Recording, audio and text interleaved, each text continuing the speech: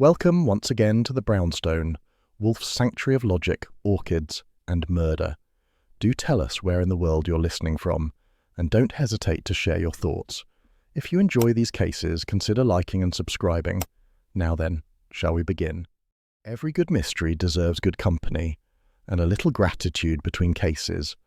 A warm thank you to Norma, our newest patron. Your support keeps the orchids blooming and the mysteries alive. Join the circle of mystery lovers on Patreon.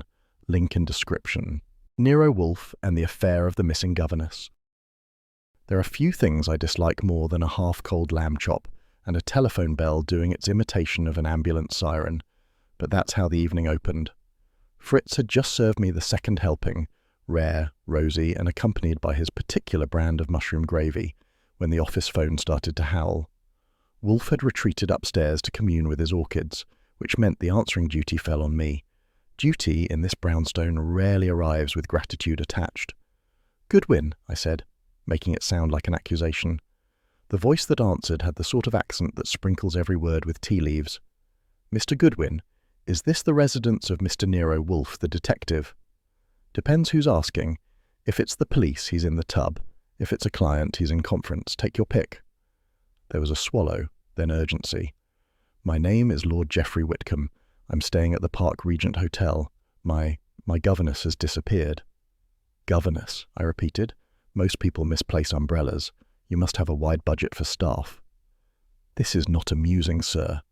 His vowels could have sliced bread. "She's vanished from her suite, leaving the child alone. The maid found the room in a dreadful state." I looked toward the ceiling. Somewhere above, 10,000 orchids were getting misted while I was about to get moistened with rain.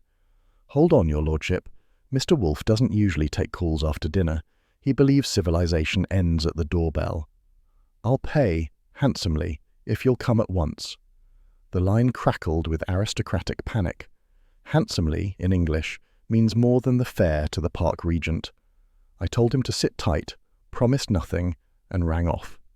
When I poked my head into the dining room, Fritz gave me the reproachful look of a man whose sauce was being abandoned mid-career. "You go out, Archie?" "Looks that way," I said. "Tell Wolfe the orchids will have to pine without my admiration." Upstairs in the plant rooms, Wolfe was indulging in his 4 to 6 ritual. I climbed halfway, then thought better of it. Interrupting Wolfe among his orchids ranks just above juggling grenades for recreation. I waited until the grandfather clock struck 8.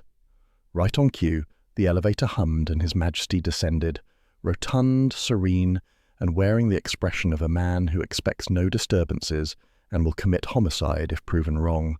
He eyed the hat in my hand. "You are going out." "Just a little errand.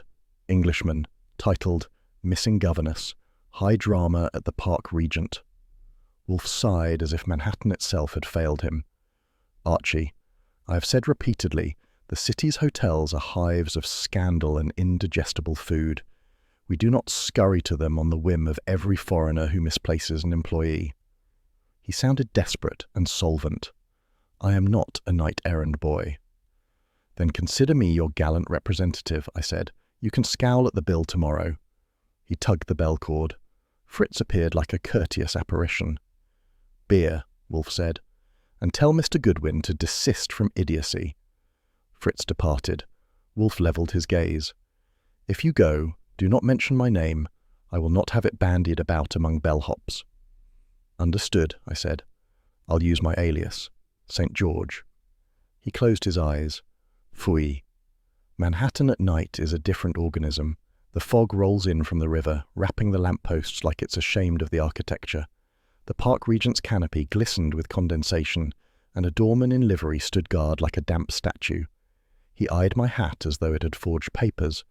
Inside, the lobby smelled of cigars, perfume, and someone's nervous perspiration. I found suite 814 with help from a maid who looked as if she'd rather discuss ghosts. The door was ajar, and the tableau inside would have suited one of Wolfe's darker metaphors. A tea tray overturned, china scattered like casualties, and a doll's head split neatly on the rug. A little girl's cry echoed from the bedroom. Lord Geoffrey Whitcomb was tall, thin, and so properly arranged he might have been folded by a valet. "You are Mr. Goodwin?" he demanded, clutching a glass of something medicinal. "That depends. If you're pleased to see me, yes. If not, I'm housekeeping." He didn't blink. "Miss Deering, our governess, is gone. My ward, Lydia, was found asleep. The maid discovered this chaos an hour ago."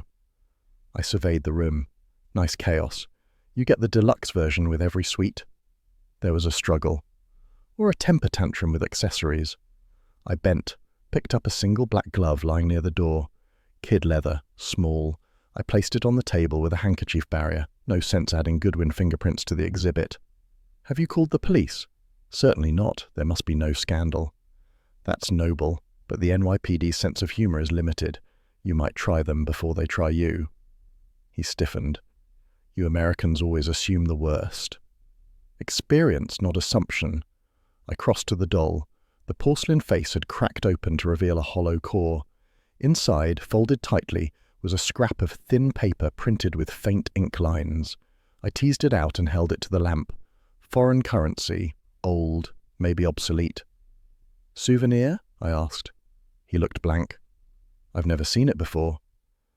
Then your governess was hiding more than bedtime stories. A faint scent lingered, floral, sophisticated, not the cheap stuff. Perfume hangs around crime scenes like gossip. This one whispered class and calculation. "Anything missing besides Miss Deering?" I asked. He gestured vaguely. "Her suitcase, some garments, but she wouldn't leave the child." That's what they all say until they do. The little girl appeared in the doorway, clutching a stuffed rabbit. Big blue eyes, steady voice. "Miss Deering said she was meeting a friend." "When?" "After my cocoa." "Friend's name?" "She didn't tell me," Lydia said, then looked up at her uncle. "She said it was a secret." Whitcomb closed his eyes briefly. "Please, enough questions." "Sure. One last thing. That smell, know what perfume she used?" He hesitated. "Floris, I believe. Bouquet de Londres." "Figures," I said. Even her perfume kept a British passport. I pocketed the folded note for safekeeping. "I'll need to borrow this for identification. You'll get it back, unless the cops beat me to it. Mr. Goodwin, I engaged you precisely to avoid the police." "Then I hope you've got nerves stronger than your accent." I gave him my card and took my exit before his lordship could lecture on discretion. By the time I hit the brownstone again, the clock read 10:30, and Fritz was polishing the dining room silver with the tranquility of a man who knows sin when he hears it. Wolfe sat in the office, surrounded by the smell of beer and bound volumes of Homer, which he consults as if the Greeks invented crime. He didn't look up. "Well?" "Your client's in a snit. His governess is gone. His suite looks like the finale of a catfight, and I found this." I laid the glove and the folded scrap on his desk blotter. He adjusted his glasses. "Currency, from the Bank of England, series of 1920. Worthless except to historians." "Or sentimentalists." "Bah! Sentiment is the debris of indulgence." He sniffed delicately at the glove, then frowned. "Perfume. Floris. Bouquet de Londres." "You're good," I said. "You picked that up from the orchids?" "Perfume is chemistry, Archie, and chemistry is the language of deceit. It masks decay." "Then Manhattan's a corpse with good taste." He ignored me. "We shall wait until morning. You will telephone Lord Whitcomb at 10 and request a proper retainer." "Why wait?" "Because I have orchids at 9 and 10:30, and breakfast precedes both. The world will survive Miss Deering's absence until I've eaten." "Suppose the trail cools?" "Then it was not a trail worth following." I leaned against the desk. "You know, one day you'll miss out on a perfectly good murder because you were buttering toast." "That day," he said, "will mark the world's first improvement achieved through my inaction." Fritz entered silently with a tray, 2 glasses and a single bottle sweating ice. Wolfe poured, lifted his to the light. "You insist on gallivanting, Archie, yet I must bear the consequences." "Meaning the check?" "Meaning the agitation. You are the mercury to my lead." "Flattering. What's the rate for metals these days?" He didn't smile, but his eyes softened a fraction. "Drink your beer. You'll need your wits." "For what?" "For tomorrow. When folly ripens overnight, it becomes evidence." I drank, because refusing beer in Wolfe's office is like declining communion in a cathedral. The fog pressed against the windows. Somewhere outside, a taxi coughed its last. I thought about the black glove, the cracked doll, and a perfume that had crossed an ocean to end up in a hotel suite full of lies. When I turned to leave, Wolfe was already closing his eyes, sinking into the chair's embrace like a man preparing for battle by dreaming first. "Good night, sir," I said. He murmured without opening them. "Archie, do not attempt heroics. Governesses are seldom worth dying for." "Don't worry," I said. "I only risk my life for the living." And with that piece of philosophy fit for midnight and indigestion, I left him to his orchids and the city to its secrets. I've always said that nothing spoils a good breakfast like the sound of Wolfe disapproving of your initiative, and that morning the air was thick with both sausage smoke and disapproval.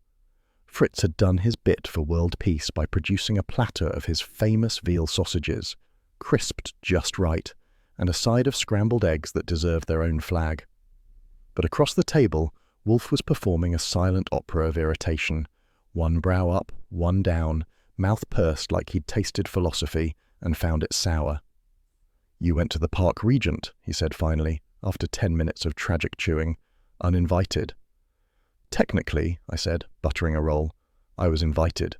He called me, remember? You refused." "Phooey." He dropped the word like a paperweight. "You substituted impulse for reason." "Sure," I said, "but impulse brought back evidence."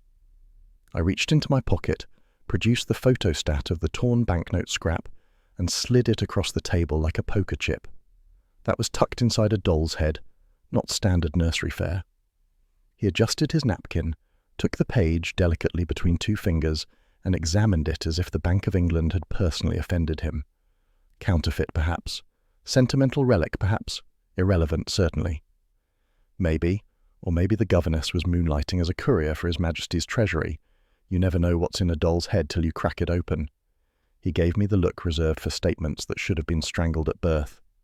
"Archie, your wit, while occasionally diverting, is an unreliable lantern in the fog of ignorance," I grinned. "But it does make the fog prettier."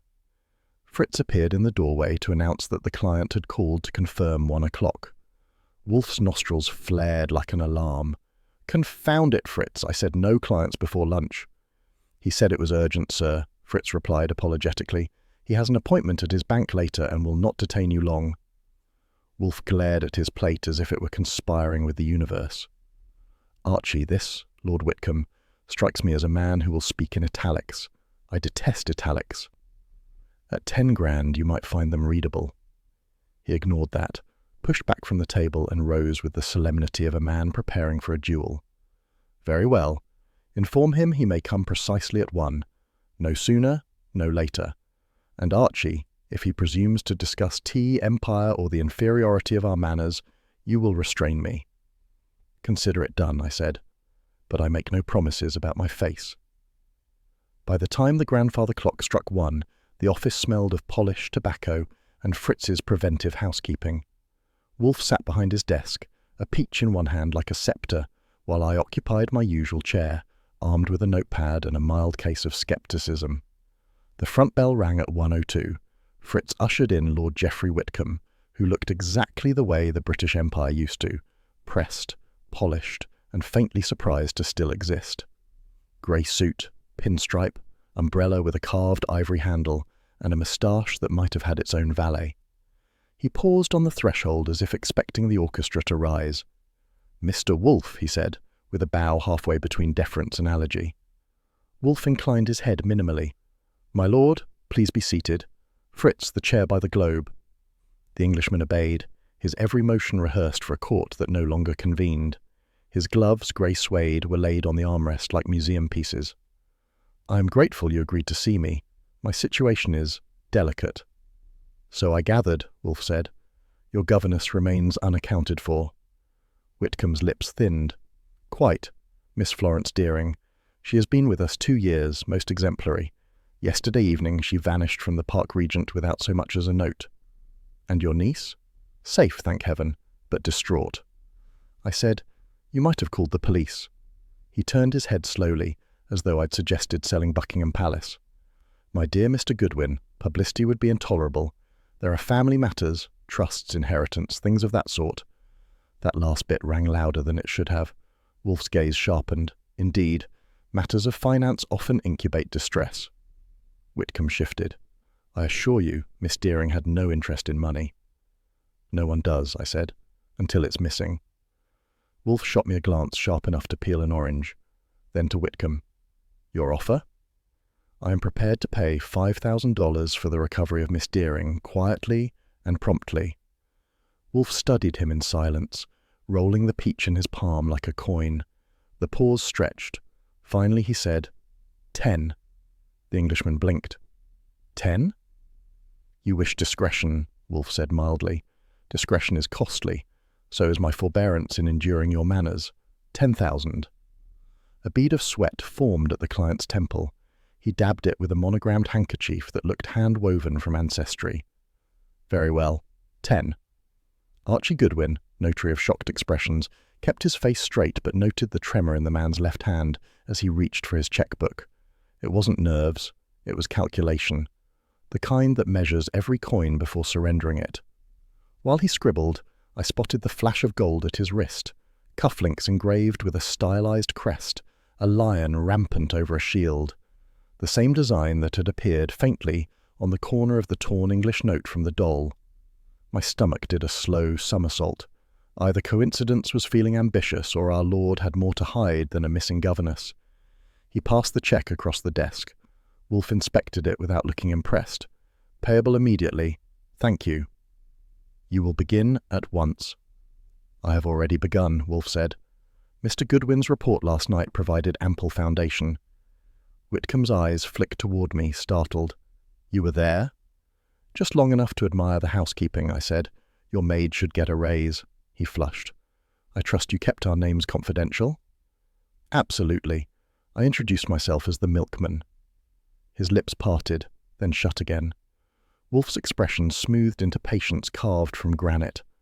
Lord Whitcomb, I require a list of everyone who had access to your suite yesterday. Family, staff, visitors. There were no visitors. You are certain? Positive. Wolfe looked bored. People rarely vanish without assistance. Miss Deering either left by will or compulsion. In either case, she had help. You will provide names. I can try. Do so precisely, Wolfe said. Archie will take dictation. I rolled a fresh sheet into the typewriter. Shoot. He listed the maid, the valet, the niece's tutor, the hotel manager, and a few others. I noted each, adding a mental asterisk beside the valet. That one always earns a closer look. When the list was done, Wolfe leaned back. That will suffice for today. You will not contact the police or the press. You will speak of this to no one, not even your niece. Have I made myself clear? Whitcomb stiffened. You speak as if I were a schoolboy. Wolfe closed his eyes. My dear sir, if intellect were graded by lineage, I might agree. But as it is, you will do as instructed, or you may retrieve your cheque. A long silence. Then Whitcomb nodded curtly. Very well. Good, Wolfe said. Archie will accompany you out. I rose, escorted him to the door. As I opened it, he said under his breath, I hope your employer understands the importance of discretion. He understands everything, I said, sometimes even before lunch. He gave me a thin smile and was gone. When I returned, Wolfe was still holding the peach, untouched. A pompous man, he observed. Sure, but a paying one. He examined the cheque again, set it neatly under a paperweight. Archie, your observation last night, the torn note, the crest, describe it. I did. He grunted. And his cufflinks? Same crest, he nodded slowly. Then either coincidence or connivance. The former is the coward's refuge. Meaning he's lying. Meaning he is English, Wolfe said dryly, which includes the capacity for omission. I leaned back. You think he killed her? He frowned. Do not leap. We are not yet at the edge. Fritz appeared in the doorway with a gleam of silver. Lunch is served. Ah, Wolfe said, rising. Providence grants reprieve. I followed him toward the dining room. You know, one of these days, a corpse is going to turn up right before a meal. He settled his napkin. Then we shall postpone digestion. And if it's after? Then, Archie, he said, spearing a sausage, we shall dine twice. That's Wolfe for you. Philosopher, gourmand, and the only man I know who could turn homicide into a scheduling inconvenience. By 11:30 the next morning, I was back at the Park Regent, a place that smells like old money and newer perfume. The lobby pianist was murdering A Foggy Day in London town, which felt too on the nose even for me. Wolfe had been immovable, as usual, orchid hours sacred as Sunday Mass, so the legwork was mine. He'd told me, "Go, observe, and do not contaminate the evidence with your levity." I promised to keep my levity strictly sterile. The maid who'd found the ransacked suite was waiting in a back corridor that smelled of polish and fear. Her uniform looked starched enough to stand without her. "I told the police already," she said, twisting her hands in the apron. "Twice." "That's fine," I said.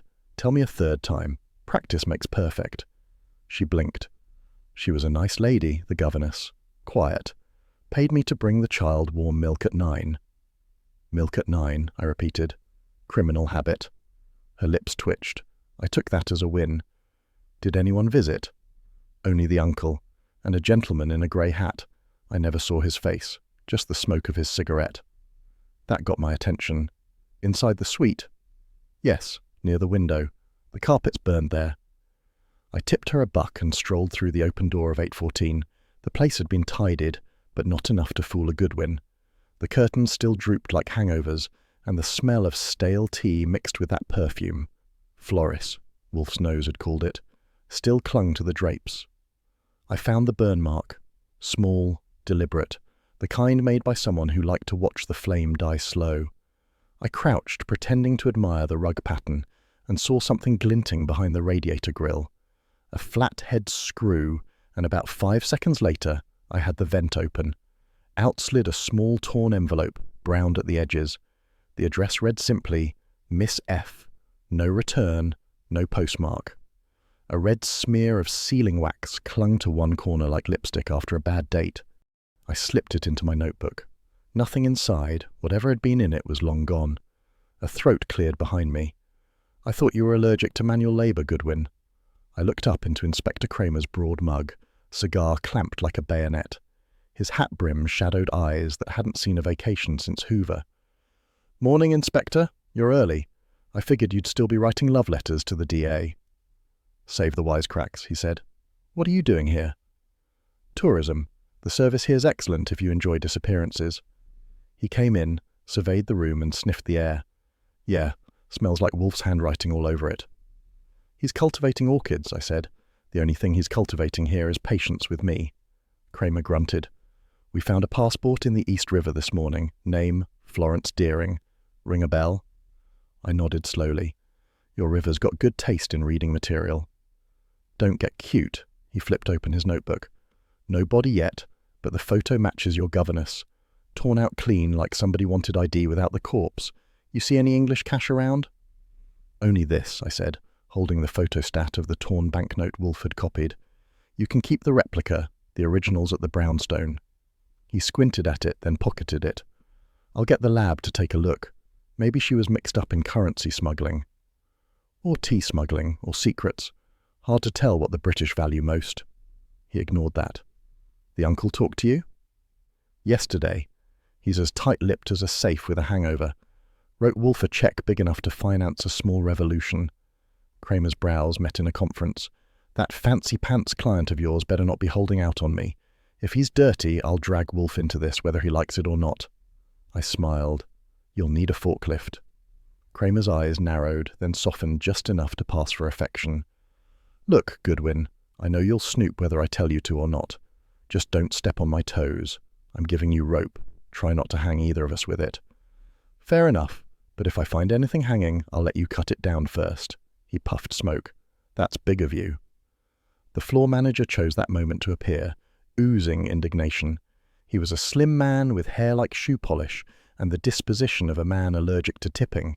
His badge read, Mr. Gerber, floor superintendent. "I must protest," he began, voice high enough to scare glassware. "This room is closed to guests and amateurs." Kramer waved his cigar. "Relax, Gerber. He's Wolfe's legman. You've met worse." Gerber sniffed. "If this establishment becomes associated with scandal, I shall hold you both responsible. The Park Regent's reputation." Is safe, I cut in, as long as you keep the towels fluffy and the staff quiet. Tell me, Gerber, who smokes in this suite besides Lord Whitcomb? He frowned. No one. Smoking is prohibited in guest rooms. Of course, I said, and prohibition stopped everyone from drinking. He flushed. If you are implying, I'm implying nothing. I'm asking everything. You ever see a grey-hatted visitor around 8 last night? Absolutely not. That was too quick, too crisp.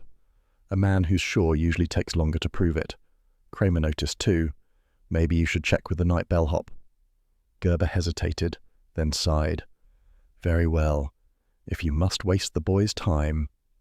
5 minutes later, a bellhop named Tony shuffled in. Freckles, red hair, uniform a size too big, eyes sharp enough to slice marble.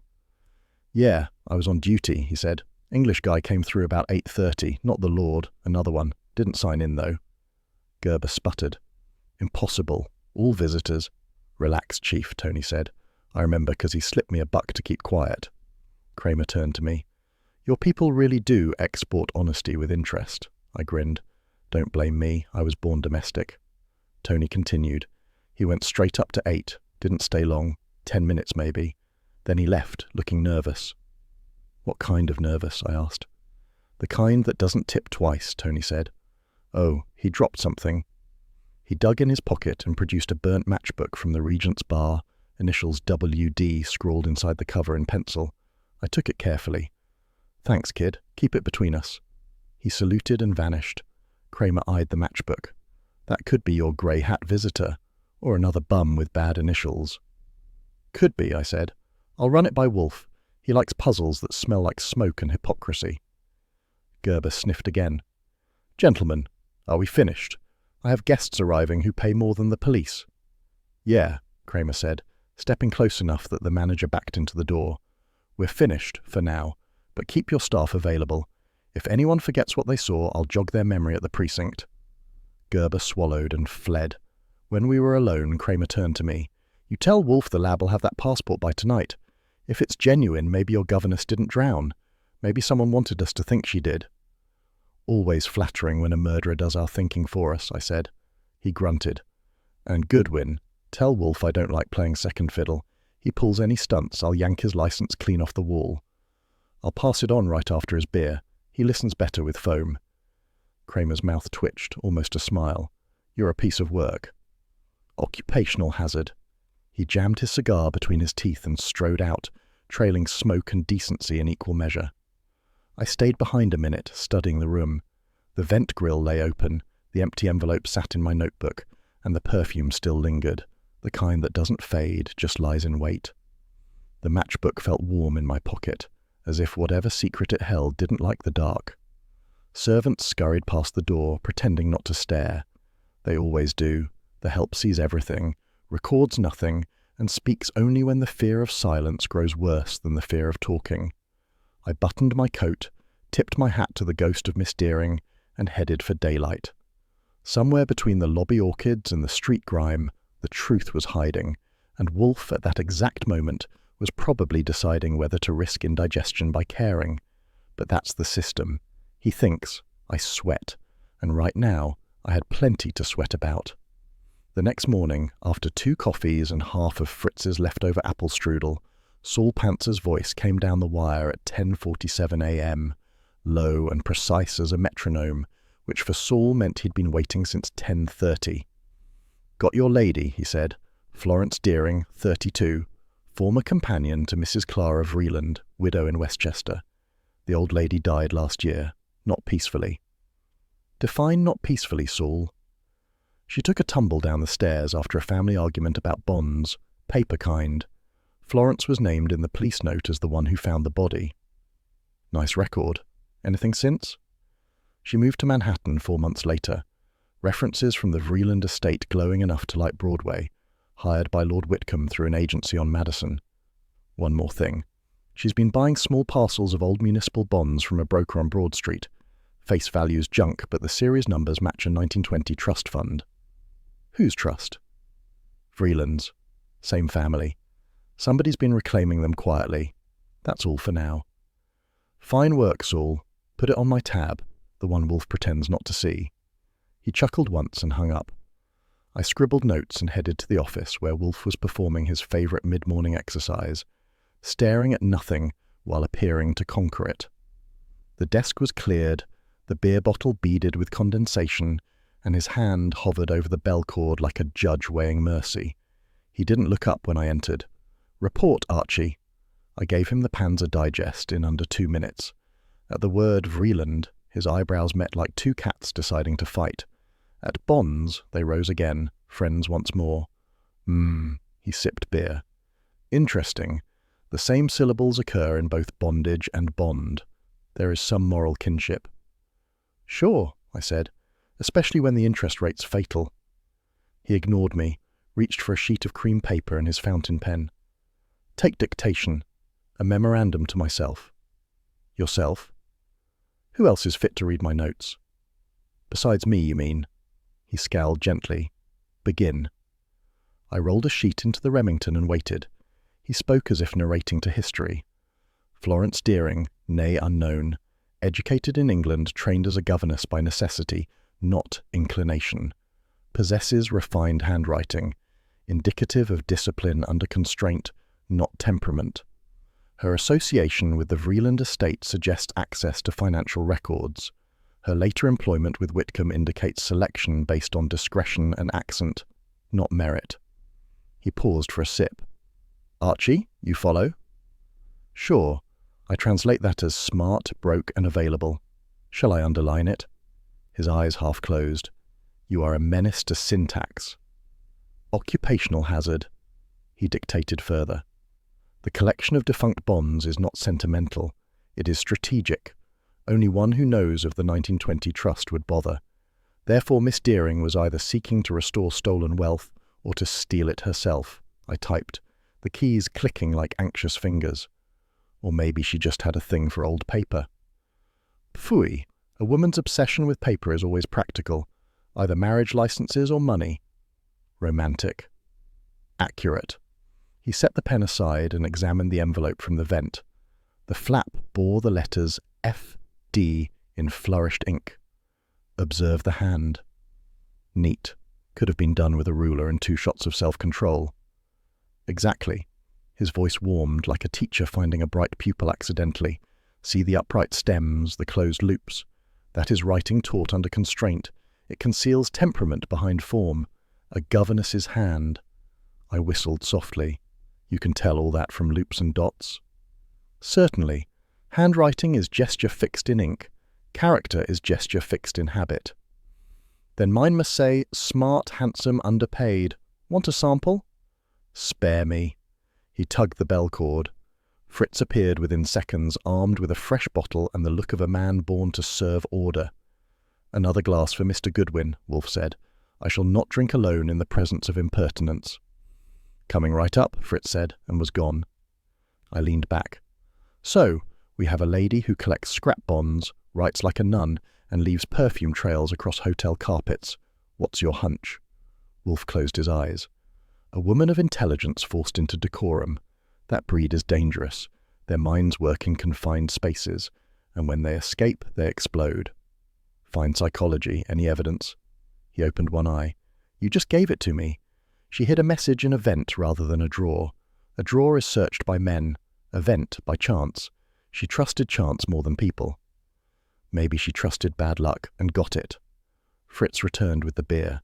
The foam rose like a sermon. Wolfe poured slowly, sniffed, and set the glass exactly 3 inches from the paperweight. "Archie, send Saul a note to trace the bond numbers through the broker on Broad Street. Also determine if any Vreeland heirs reside in New York." I started a memo. He added, "Use the telephone only after 1 o'clock, lunch first." "Of course," I said. "Wouldn't want to upset the food chain." He glared. "Food is civilization." I stand corrected. Without sausages, we're barbarians. "Precisely." He returned to the envelope, tapping it with a forefinger that looked as if it had read libraries. "The governess may be dead, but her past is alive. Find its pulse." "That's your poetic way of telling me to dig?" "Yes." I checked my watch. "Saul can handle the bonds. I'll run up to Madison and chat with the employment agency. See what they say about our missing Florence." "Do so. but keep your tongue in check. Do not intimidate clerks. Me? I charm them. You disturb them. I headed for the door. He called after me, voice mild but carrying, "Archie, take care." That was Wolfe's version of affection, 2 words wrapped in grammar. I tossed him a salute and left. The Madison Placement Bureau occupied a narrow suite above a milliner's shop where the windows smelled of felt and aspiration. The receptionist was a red-haired woman with the self-defense of a steel desk. She checked her card file and brightened when I dropped Wolfe's name. Oh, Miss Deering, quiet sort. Came to us with impeccable references. British, of course. She refused positions in the country, insisted on New York. Any reason? She said she preferred access to a certain broker. I assumed a bookseller. Yeah, I said. She was definitely invested in literature. The woman didn't laugh. I collected the address of the broker, the same one Saul had named, and headed back to West 35th Street. When I returned, Wolfe was at his desk again, finishing his beer and glaring at the clock for having the audacity to move. I reported the agency interview, adding my suspicions about the broker. He listened without interruption, fingers steepled. When I finished, he said, "Excellent. A woman seeking a broker is a woman seeking leverage." "Or a loan," I said. "Bah! Men borrow, women redeem. She was buying her freedom 1 bond at a time." He rose slowly, a planet achieving orbit, and crossed to the globe. "Archie, the pattern emerges. A companion to a wealthy widow, a trust fund, an English lord, a web woven by money and class." "And perfume," I added. He nodded. "Bouquet de Londres, an olfactory signature of self-erasure, used by those who must be noticed without being known. You should write for Harper's Bazaar." Silence. He returned to his chair. "At 4 o'clock I go to the Orchids. Until then, compose a summary for Kramer. He will call." "How do you know?" "Because he cannot resist my mind any more than you can resist talking." Right on cue, the telephone rang at 3:58. Wolfe smiled faintly. "Answer, please." It was Kramer. "Goodwin, we got nothing on the body, but your governess was using a fake name. Florence Deering was a dead woman already. The Vreeland inquest says she left for England." "She did," I said, "by way of the East River." "Tell Wolfe to stop showing off and start sharing. I'll deliver it in a velvet envelope." When I hung up, Wolfe was already rising. "Orchids," he announced. "Fritz will bring beer at 6. I watched him disappear into the elevator cage, massive and content, leaving me with a desk full of notes, a mystery full of holes, and the distinct feeling that Miss Deering's discipline had just taught us all a new lesson in concealment. I lit a cigarette and typed the first line of the report. Some women vanish by dying. This one vanished by being too alive. When I looked up, the brownstone was silent except for the faint hiss of the elevator rising, and Wolfe ascending to his orchids like a high priest who'd just read a prophecy. At 11:10, the brownstone doorbell gave one short, impatient ring, the kind that says, "I have a badge and you have 5 seconds." Fritz was polishing the silver in the dining room and looked at me like I'd invited sin itself. I told him to relax. If it was Kramer, there was no need to disinfect the rug afterward. Sure enough, the familiar growl echoed from the vestibule before Fritz could even reach the latch. "Goodwin, open up. I'm not here for tea." He wasn't kidding. Kramer stepped inside with his hat still on and his cigar unlit, which told me this visit was more funeral than fight. He shook off the drizzle from his coat and gave the office door a look like it owed him rent. "Morning, Inspector," I said. "You're early. Wolfe doesn't do law enforcement until after lunch." "Shut up, Goodwin." He brushed past me, heading for the office. Inside, Wolfe was already at his desk, forearms planted, gaze heavy. You'd think he'd been waiting for a tax audit. The room smelled of beer, warm leather and rain, an oddly comforting blend for a homicide update. Kramer stopped just short of the desk. "We found a body." "Congratulations," Wolfe said, not looking up from the ledger he was writing in. "Your department remains prolific." "Female, mid-30s, fished out near Queen's Plaza. No purse, no ID, but the description's close to your missing governess." That lifted Wolfe's head. "Miss Florence Deering?" "Could be. Brown hair, average height, but she was wearing shoes that cost more than my week's pay. Brand new, size 6, not a governess's income." "Then she was either promoted or impersonated," Wolfe said. "Neither possibility yet concerns me." Kramer's jaw tightened. You'll want to see the report. No, I will want verified identification, not bureaucratic conjecture. Wolfe, this isn't a parlour game. You think I enjoy dragging my tail over 2 boroughs at dawn? I have no opinion on your recreations, Inspector. I decided to play referee before the temperature dropped further. Maybe you should let me read the report, boss. I'll spare you the adjectives. Wolfe waved a hand. Proceed. Kramer fished a folded sheet from his pocket and handed it over. Preliminary. She's got no wallet, no jewellery, but she was wearing English perfume.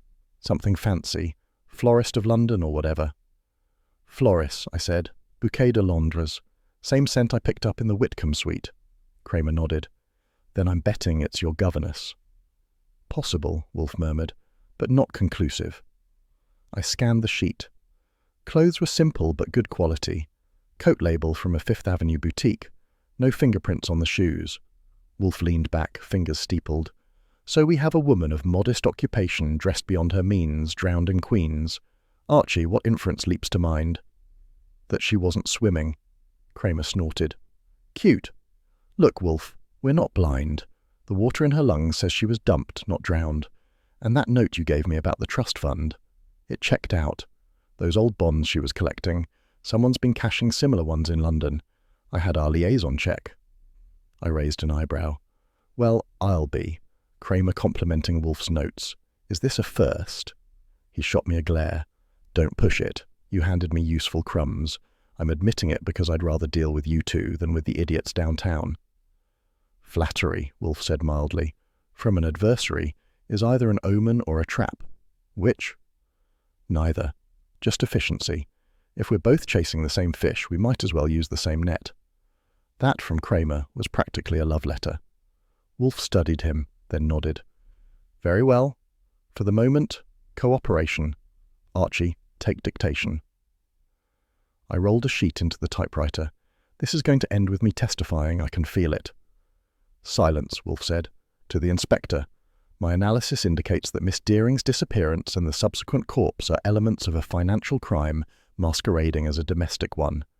The new shoes suggest deliberate costume. Someone wanted her to appear affluent, or to die so appearing. Kramer grunted. That fits.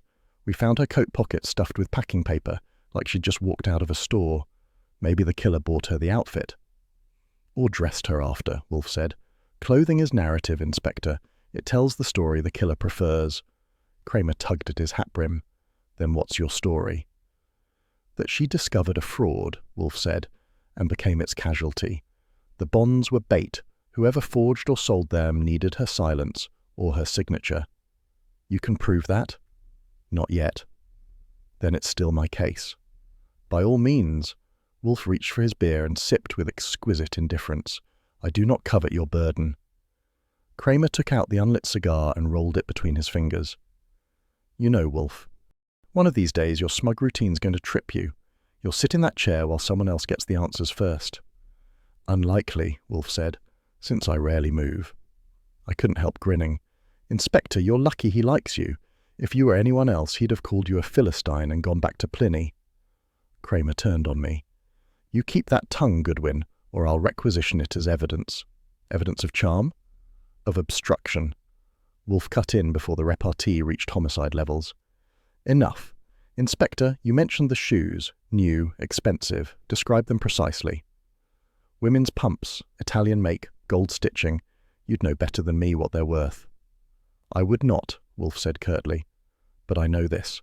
A governess who earns by the week does not purchase Italian shoes by the pair. Someone outfitted her, possibly for disguise. Or for burial, Kramer said. There was a silence that filled the office like cigar smoke. Even Fritz paused in the hallway before deciding now was not the time to appear with lunch. Finally, Wolfe said, You may tell your men to examine the soles for residue. If she walked anywhere before death, there will be trace. Soil, grit, or oil. Kramer pocketed the note. You're giving advice now? Merely restoring equilibrium. You bring me corpses, I offer you clarity. I leaned back. At this rate, he'll bill the city. Kramer's eyes twinkled just a fraction. Send it to City Hall. That cracked me up, and even Wolfe's mouth twitched before he subdued it with a sip. Kramer went on, more subdued now. Look, Wolfe, we're combing Whitcomb's financials. The man's up to his monocle in foreign transfers. If your governess knew about that, maybe she tried to blackmail him. Or protect the child, Wolfe said softly. Never underestimate the instinct of a woman paid to guard innocence. I jotted the line mentally. It would sound good in my report. Kramer gave his hat a tug. We're both after the truth, Wolfe, even if you prefer yours polished. I prefer it proven, Wolfe said. There was mutual silence, the kind that doesn't need translation, respect cloaked in grumbling. Kramer finally headed for the door. You'll hear from me after autopsy. Do not call between 9 and 11, Wolfe warned. Orchid hours. Of course, Kramer muttered. God forbid I interrupt the flowers. As the door shut, Wolfe exhaled. He is a worthy adversary, but he suffers from haste. Queens will yield him nothing. I turned from the window. So what now? Wait for the next body? He closed his eyes. Archie, you are incorrigible. We wait for lunch. Right on cue, Fritz appeared at the doorway, tray balanced, voice serene. Gentlemen, lunch is served. Wolfe rose, slowly, gravely, and gestured toward the dining room. You see, Inspector Kramer chases corpses. I pursue digestion. Both occupations require stamina. I followed him out, the report still on my desk, the smell of rain still clinging to the office, and the sense that the case, like those Italian shoes, didn't quite fit the feet it claimed to belong to. The following afternoon, just as the brownstone settled into its lunchtime calm, the English proved their peculiar talent for looking offended while pretending to apologize. Lord Geoffrey Whitcomb leading the charge the minute Fritz opened the door. It was exactly 1 o'clock, on the dot, naturally, and the brownstone air already smelled of Fritz's squab and buttered noodles. Wolfe's table was set like an altar, and the only thing he worshipped more than symmetry was punctuality, which made Whitcomb's arrival either inspired or suicidal.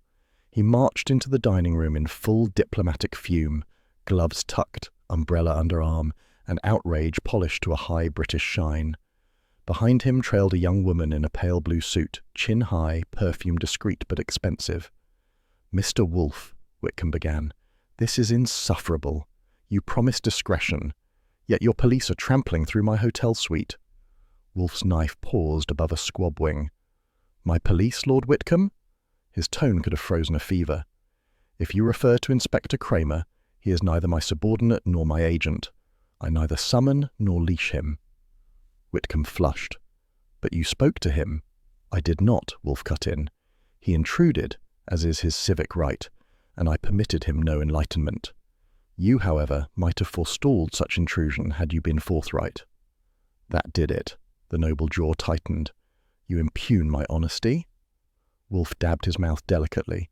I correct your vocabulary. You withheld information. That is a form of deceit by omission. Archie Goodwin, referee to the realms of intellect and indignation, kept my expression neutral while mentally laying odds. Careful, your lordship, I said lightly. He's warmed up now. This is his second course of righteousness. The young woman turned to me with a quick, composed smile. Too quick, too composed. I'm Miss Vane, she said. Her accent was London finishing school, not factory floor. I've taken Miss Deering's place with Miss Lydia Whitcomb. The child is quite well, considering the, circumstances. Good, I said. Let's keep it that way. We're short on healthy people. Her lips quivered a fraction, amusement or nerves, hard to tell, but something in her carriage didn't match her story. Too smooth, too deliberate. A professional liar or a frightened amateur. Either way, my curiosity was awake. Fritz entered with the tray, expression calm as Switzerland. He served in silence, squab and noodles steaming, silver shining, the order of service unbroken. Wolfe lifted his glass of beer, chilled to perfection, and gestured to the empty chair. Sit, my lord. Eat. It clarifies the brain. Miss Vane, if you please, remain. Archie will attend to your chair. I did, with my usual grace, earning a faint arch of Wolfe's brow that translated to behave. Whitcomb sank stiffly into his seat. I haven't the appetite for luncheon. Then you will at least indulge mine, Wolfe said. Conversation on an empty stomach breeds intemperance. I prefer digestion with my disputation. The first 10 minutes were textbook Wolfe. Controlled silence broken by measured bites. The only sounds were knife, fork, and Whitcomb's breathing, fast, shallow, the rhythm of a man balancing pride on a ledge. Miss Vane finally spoke. "Miss Deering left quite suddenly," she said. "There was, well, a disagreement." Wolfe's head lifted. "Disagreement?" "Yes, with Lord Whitcomb." The nobleman started. "That is not—" But Wolfe overrode him, voice sharp. "Quarrel implies parity. A servant does not quarrel. She obeys or leaves." That stopped everyone cold. Even Fritz, retreating with the bread basket, hesitated mid-step. Wolfe leaned forward, his voice dropping. "Which was it, Miss Vane? Did she obey, or did she leave?" The girl swallowed. "Florence left, of course." "Voluntarily?" I believe so." "Belief," Wolfe said softly, "is the refuge of those too timid for knowledge." Whitcomb slammed his napkin down. "I won't have my household dissected like a frog in a laboratory." "Then," Wolfe said, "perhaps you should have kept it from breeding mysteries." I decided the moment needed air. "How about dessert?" I said. "I recommend Fritz's apple tart, perfect for digesting bad tempers." No one laughed, but Wolfe's glare at Whitcomb softened half a degree. He turned to Miss Vane. "You say Miss Deering left abruptly. Did she take her belongings?" "Some of them," she said. "Her small case was gone, but the maid found a few things. Clothes, a book, perfume." "What perfume?" "Bouquet de Londres," she answered. That got Wolfe's attention. He set his fork down slowly. "Indeed." I caught the scent then, faint but unmistakable, floating from Miss Vane herself. The same English fragrance that had haunted the Park Regent suite in the black glove, unmistakable and dangerous in its consistency. My eyes met hers. She saw the recognition and flushed faintly, then looked away. Wolfe's gaze sharpened. "You wear it too?" "Yes, it's quite common in England." "I think not," he said. "Its rarity is precisely its attraction." Whitcomb's patience, never large to begin with, exploded. "Must every question concern perfume? My niece is distraught, my household in chaos, and you sit there prattling about scent." Wolfe regarded him calmly. "Scent, my lord, is the oldest form of memory. It lingers when words and lies fade." That earned him silence, the thick kind you could ladle. Wolfe resumed eating as if the conversation were over. I followed suit, mostly to avoid eye contact with either guest. Miss Vane's composure had slipped. Her hands trembled slightly as she lifted her water glass. Whitcomb noticed it too. "Miss Vane, perhaps you'd best return to the hotel." She rose at once, grateful for the exit. As she passed me, the perfume brushed close, floral, sharp, deliberate, not applied in innocence. When the door closed behind her, Wolfe sighed. "You may sit again, my lord." "I prefer to stand." "As you wish. I dislike craning my neck, but endurance is part of civilization." "Civilization?" Whitcomb snapped. "What do you know of it, sir? You, an American, lecturing me on propriety." "I know," Wolfe said evenly, "that civilization begins with restraint and ends with self-deception. You mistake the latter for the former." For a moment, the Englishman looked ready to overturn the table, squab and all. Then the energy drained from him. He slumped into the chair he'd rejected. "Very well," he said hoarsely. "You wish for honesty. Florence Deering discovered something, a private account. I had misallocated certain trust funds. Nothing criminal, mind you, but embarrassing. She threatened to resign unless I explained." "And you quarrelled," Wolfe said. He hesitated. "Yes." "When?" "The night before she vanished." I whistled softly. "Timing's a funny coincidence, huh?" Wolfe glared at me, but Whitcomb didn't notice. "I swear to you," he said, "I didn't harm her." "Of course not," Wolfe murmured. "But you might have inspired someone else to." Whitcomb looked stricken. "Who?" "That is what you retain me to discover." The nobleman rose again, fumbling for his gloves. "You are insufferable, sir." "I have heard it said." He turned to go, but Wolfe's voice halted him mid-step. "Lord Whitcomb?" "Yes." "You will send me a copy of that trust's accounting before 4 this afternoon." Whitcomb stiffened. "That's confidential." "Then remain ignorant of your governess's fate." Their eyes met. British ice versus American granite, and predictably, granite won. Very well, Whitcomb muttered. You'll have it. He left with all the dignity he could scrape from the floor. Fritz appeared immediately to clear the plates, a master timing his entrance for maximum discretion. When the door shut behind him, Wolfe exhaled deeply. Pfui, I grinned. You've still got it. The man nearly vaporized. He's an arrogant fool, Wolfe said, but perhaps not a murderer. I leaned back. Then how about the new governess? She's got the same perfume and nerves that squeak like ungreased hinges. Yes, Wolfe murmured. Duplicity masked by etiquette. The English talent for deceit refined into manners. You mean she's lying? I mean, Wolfe said, that she learned to survive by seeming harmless. That is often more dangerous than hostility. He pushed back his chair and reached for the bell cord. Fritz reappeared with 2 chilled glasses and the familiar bottle. Beer, Wolfe said, to restore faith in order. Mind if I have mine with a dash of suspicion? He gave me one of those looks that could have curdled milk. You are incorrigible. Sure, I said, but I'm cheaper than psychotherapy. He actually smiled, a faint twitch gone in a breath, and lifted his glass. To Miss Deering, he said. May her honesty prove more enduring than her discretion. Or her employer's patience, I added. He drank. I followed suit, the beer cold and bitter, and the case growing warmer by the minute, because beneath the scent of Floris and buttered noodles, I could still smell one thing Wolfe never ignored: deceit, dressed in propriety and served with impeccable manners. That same afternoon, started out lazy and ended up breaking a sweat I hadn't ordered.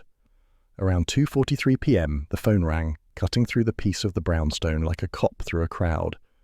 I was halfway through typing Wolfe's dictation, something about the moral decay of bookkeeping, when Saul Pantzer's calm, economical voice came down the line.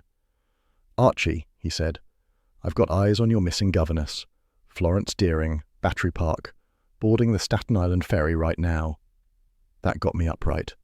You sure? Same walk, same hat, same coat. She bought her ticket in cash and kept her face low. You want me to follow?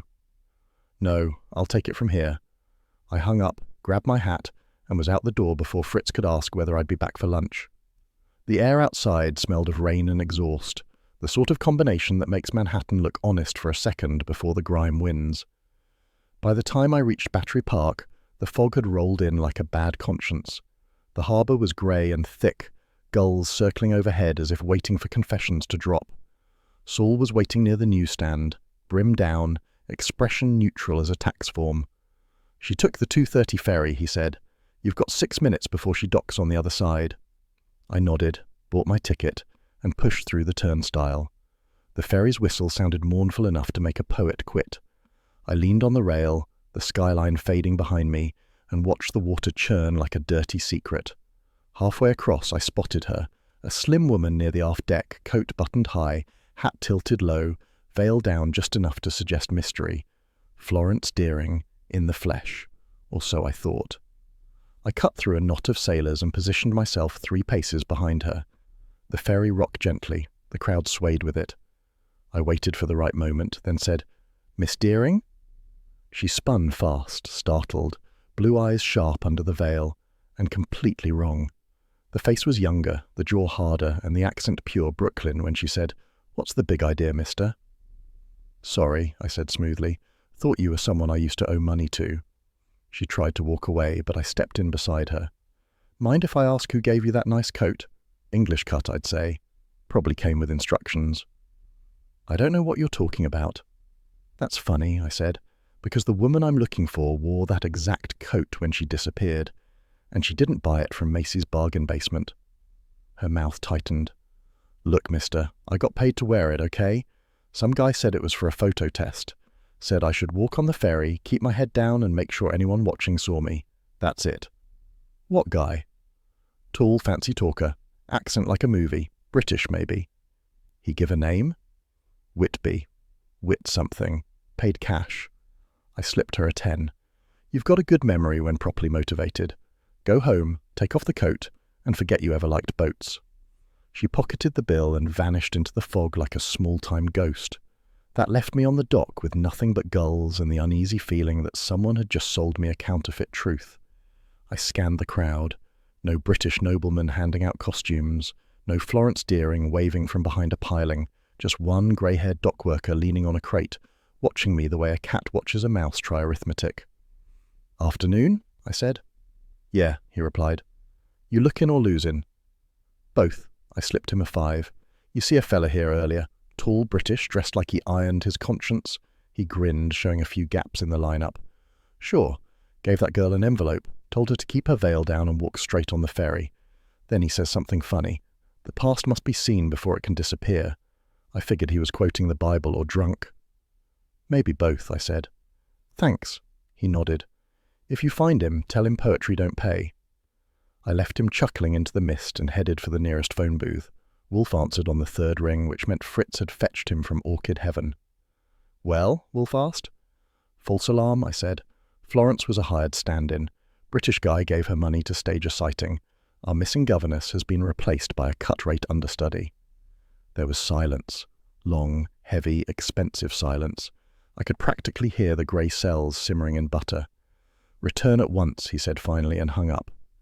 When Wolfe says at once, he means before the beer gets warm, so I made it in record time. Fritz let me in with the look of a man resigned to police in the hallway before dessert. Inside the office, Wolfe was behind his desk, immense and motionless. The Orchids must have heard bad news. His face had that thunderstorm calm he reserves for stupidity, treachery, or Kramer before lunch. "Report," he said. I did. From Saul's call to the decoy's confession to the dock worker's poetic memory. When I finished, Wolfe's eyes were closed, fingertips pressed together like he was praying for patience or divine retribution. 10 seconds passed, then a minute. At 5, I began to wonder if I should check for breathing. At 10, he opened his eyes. "Pfui," he said softly. "That's eloquent," I said. "Care to translate?" "Our governess never ran. She was dismissed by force." "Meaning dead?" "Meaning silenced." "By Whitcomb?"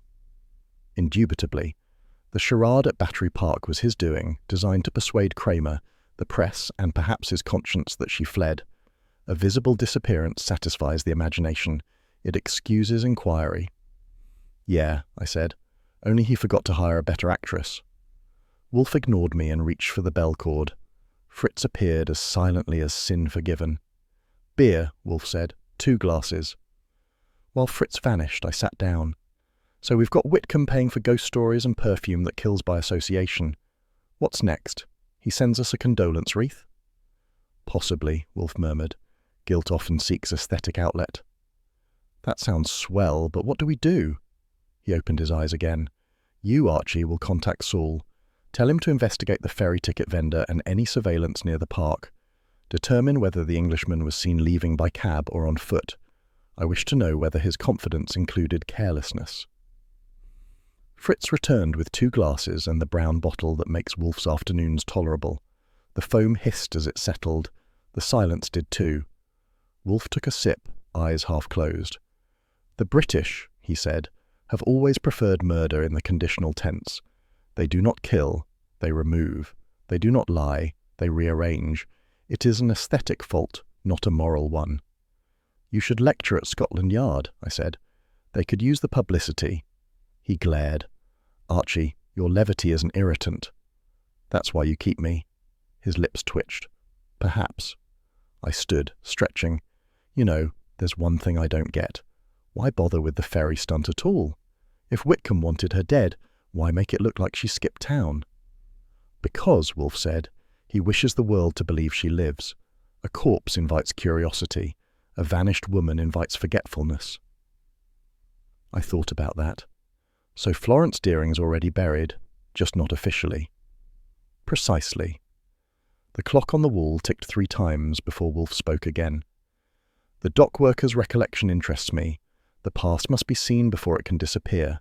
A pompous phrase, but revealing. Whitcomb arranges symbols, he thinks theatrically.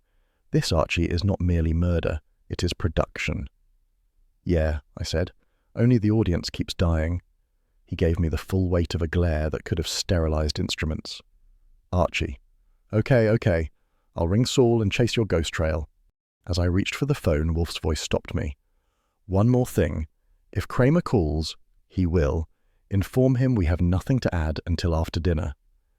He'll love that. He may bark. Let him. It preserves his digestion. The phone felt warm in my hand. I called Saul, passed along the instructions, and hung up. Wolfe was already making notes on a yellow pad in his thick, deliberate handwriting. "You really think Whitcomb arranged it himself?" I asked. He didn't look up. No man of his temperament entrusts secrets to inferiors. He may have employed an agent, but the conception, the symmetry, belongs to him. Then what's the next move? Observation, inference, patience. You mean waiting? Exactly. That's your hobby, mine's moving. He sighed, then moved quietly. I was halfway to the door when Fritz reappeared. "Inspector Kramer, sir." Wolfe groaned. "The gods are malicious." Kramer came in like a tired storm, hat on, cigar dead, coat smelling of precinct rooms. "All right, Wolfe, spill it. We got a witness saying a British guy paid a girl to fake being the missing governess. You know anything about it?" Wolfe didn't rise. "Inspector, your witness is accurate, your conclusion premature. You have not yet located Miss Deering's corpse." "Meaning what?" "Meaning you are chasing phantoms, as usual." Kramer exhaled hard. "I'm getting damn tired of your riddles." Wolfe regarded him coolly. "Then stop reading them." I cut in. "He means we don't have the body yet, Kramer. When we do, we'll let you know where Whitcomb buried his conscience." Kramer gave me a look. "You think this is a joke?" "Only when you're winning." He bit off whatever reply he was brewing, turned to Wolfe and said, "You'd better be right. If this turns into another society headline, I'm hanging it around your neck." "Inspector," Wolfe said, "your threats are redundant. The public already credits me with omnipotence." Kramer's mouth twitched, the closest he comes to a smile. "Fine. You solve it. I'll buy you a beer." He turned and left, shutting the door with unnecessary precision. I let out a breath. "You know, he's getting civilized." Wolfe leaned back. "No, merely weary. The police, like the British, prefer appearance to substance." "Then what do we prefer?" "Truth," he said simply, "however it smells." He reached for the beer again. I took the hint, grabbed my hat, and headed for the door. The city outside was grey and restless, and I had a feeling Florence Deering's ghost wasn't done leading us in circles. The phone rang at 8:47 the next morning, too early for Wolfe, too late for any good news. He was in the plant rooms, talking to his orchids in the tone most men reserve for mistresses, which meant I got the privilege of answering. "Brownstone Detective Agency," I said. "We solve problems, feed orchids, and occasionally insult Scotland Yard." "Cut the comedy, Goodwin," Kramer's voice growled. It had the weary edge of a man who'd missed breakfast and patience in the same hour. "You better get Wolfe on the line." "He's communing with Flora. What's up?" "A woman named Vane, found dead in her room over on East 62nd, boarding house near 3rd, poisoned. English, neat dresser, 30-ish. "Miss Vane?" I straightened. "Governess type? Perfume that could choke a diplomat?" "That's her. Thought you'd want the update before the papers do." "Appreciate it," I said. "You'll make Wolfe blush." "Tell Wolfe I'm sending the coroner's report. And tell him this. If his fancy theories about Whitcomb's governesses turn out to be connected, I'll let him explain it to the commissioner." He hung up before I could reply, which was probably smart. When Wolfe descended 15 minutes later, the orchids had apparently been properly adored, because he looked tranquil. I gave him the news as Fritz brought in breakfast, poached eggs, toast, and a bowl of marmalade glowing like sunlight in glass. "Pfui," he said softly, sitting down. "So, the counterfeit governess dies." "Poison," I said. "Boarding house. Kramer's men are already there." He lifted the marmalade spoon, studying it like a suspect. "Poison is for cowards. It conceals intention and indulges hypocrisy. You will go, Archie." "Sure. To the morgue?" "To her room. Fetch the smell of that perfume." "Smell?" "Yes. Floris Bouquet de Londres. There are few things so indiscreet as fragrance. It lingers where conscience fades." "Okay," I said. "Any particular cologne you'd like me to wear for disguise?" He closed his eyes. "Archie, the day you rely on scent for subtlety, I shall retire to Tibet." At 9:35 I was downtown, my heels echoing against the linoleum corridor of the boarding house. The landlady was a thin woman with suspicion for makeup and a curl of hostility that had survived the depression. "You the reporter?" she asked. "Not quite," I said, flashing my license. "Private inquiry. Miss Vane was a client." Client, huh? She didn't look like she could afford laundry, let alone detectives. Call it charity work. May I see the room? She sighed and led me upstairs. The door was unlatched, the lock splintered where Kramer's boys had entered. Inside, the air was thick with perfume and the metallic whisper of fear, that stale, sweet scent that rooms keep after death. The bed was neat, the vanity scattered with odds and ends, gloves, a comb, a silver compact, and a row of empty glass vials labelled Floris of London. I pocketed one with a handkerchief, figuring Wolfe would want to interrogate it personally. The landlady hovered in the doorway. Poor girl. Never any trouble. Paid on time. Polite. No visitors. Any packages lately? Just one. Came from overseas. Small crate. Marmalade jars. Fancy kind, said. From your friends in London. She shared one with the lady downstairs yesterday morning. Where's the crate? Cops took it. Figures. I crouched beside the wastebasket. Old bills, torn envelopes, and a corner of heavy paper with grease pencil marks. I fished it out carefully. It was a torn piece of hotel stationery, Park Regent Hotel. Scrawled across the bottom in broad, hurried strokes, F.D. W. Florence Deering, Whitcomb. A souvenir from her previous employer, maybe, or a reminder she hadn't left that world behind. Find what you need, the landlady asked. Lady, I haven't found what I want since 1938, I said, pocketing the scrap. But this'll do. Outside, the morning had turned to thin drizzle. The street smelled of coffee, wet paper, and trouble ripening. I stopped at a corner phone booth and called Wolfe. She's dead, I said. Poison confirmed. The perfume's all over the place. She must have bathed in it. And she'd been corresponding with the Whitcomb crowd again. There's a torn menu marked with her initials and his. Describe the surroundings. Respectable. Clean. Marmalade from London was her breakfast gift from the angels. Kramer's got the jars. Marmalade, Wolfe repeated. Yes, the English have always preferred poison that spreads politely. Fenton and Deering, he mused. A counterfeit sender. A dead woman makes a convenient postmark. I can drop the vial and the note. No, bring them afternoon. Fritz is serving calf's liver and I refuse to mix death with offal. I grinned. How considerate.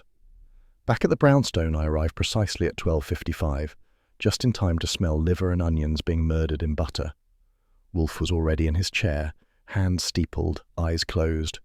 Fritz slipped from the dining room with the grace of a man born to serve and avoid crime scenes. I placed the items on the desk, the perfume vial, and the torn menu. Wolfe opened his eyes. You took precautions. I didn't eat the marmalade, if that's what you mean. He ignored me and uncorked the vial. A faint mist escaped, delicate and sinister. Bouquet de Londres, he murmured. The scent of artifice, an Englishwoman's armour, to disguise truth with refinement. Yeah, I said. Too bad arsenic doesn't respect refinement. He turned the menu over, tracing the initials with a finger. F.D.W. She kept this. Sentimental attachment or blackmail token? Maybe both. The maid said she'd been hoarding papers and old letters before she died. He nodded. Then she meant to use them.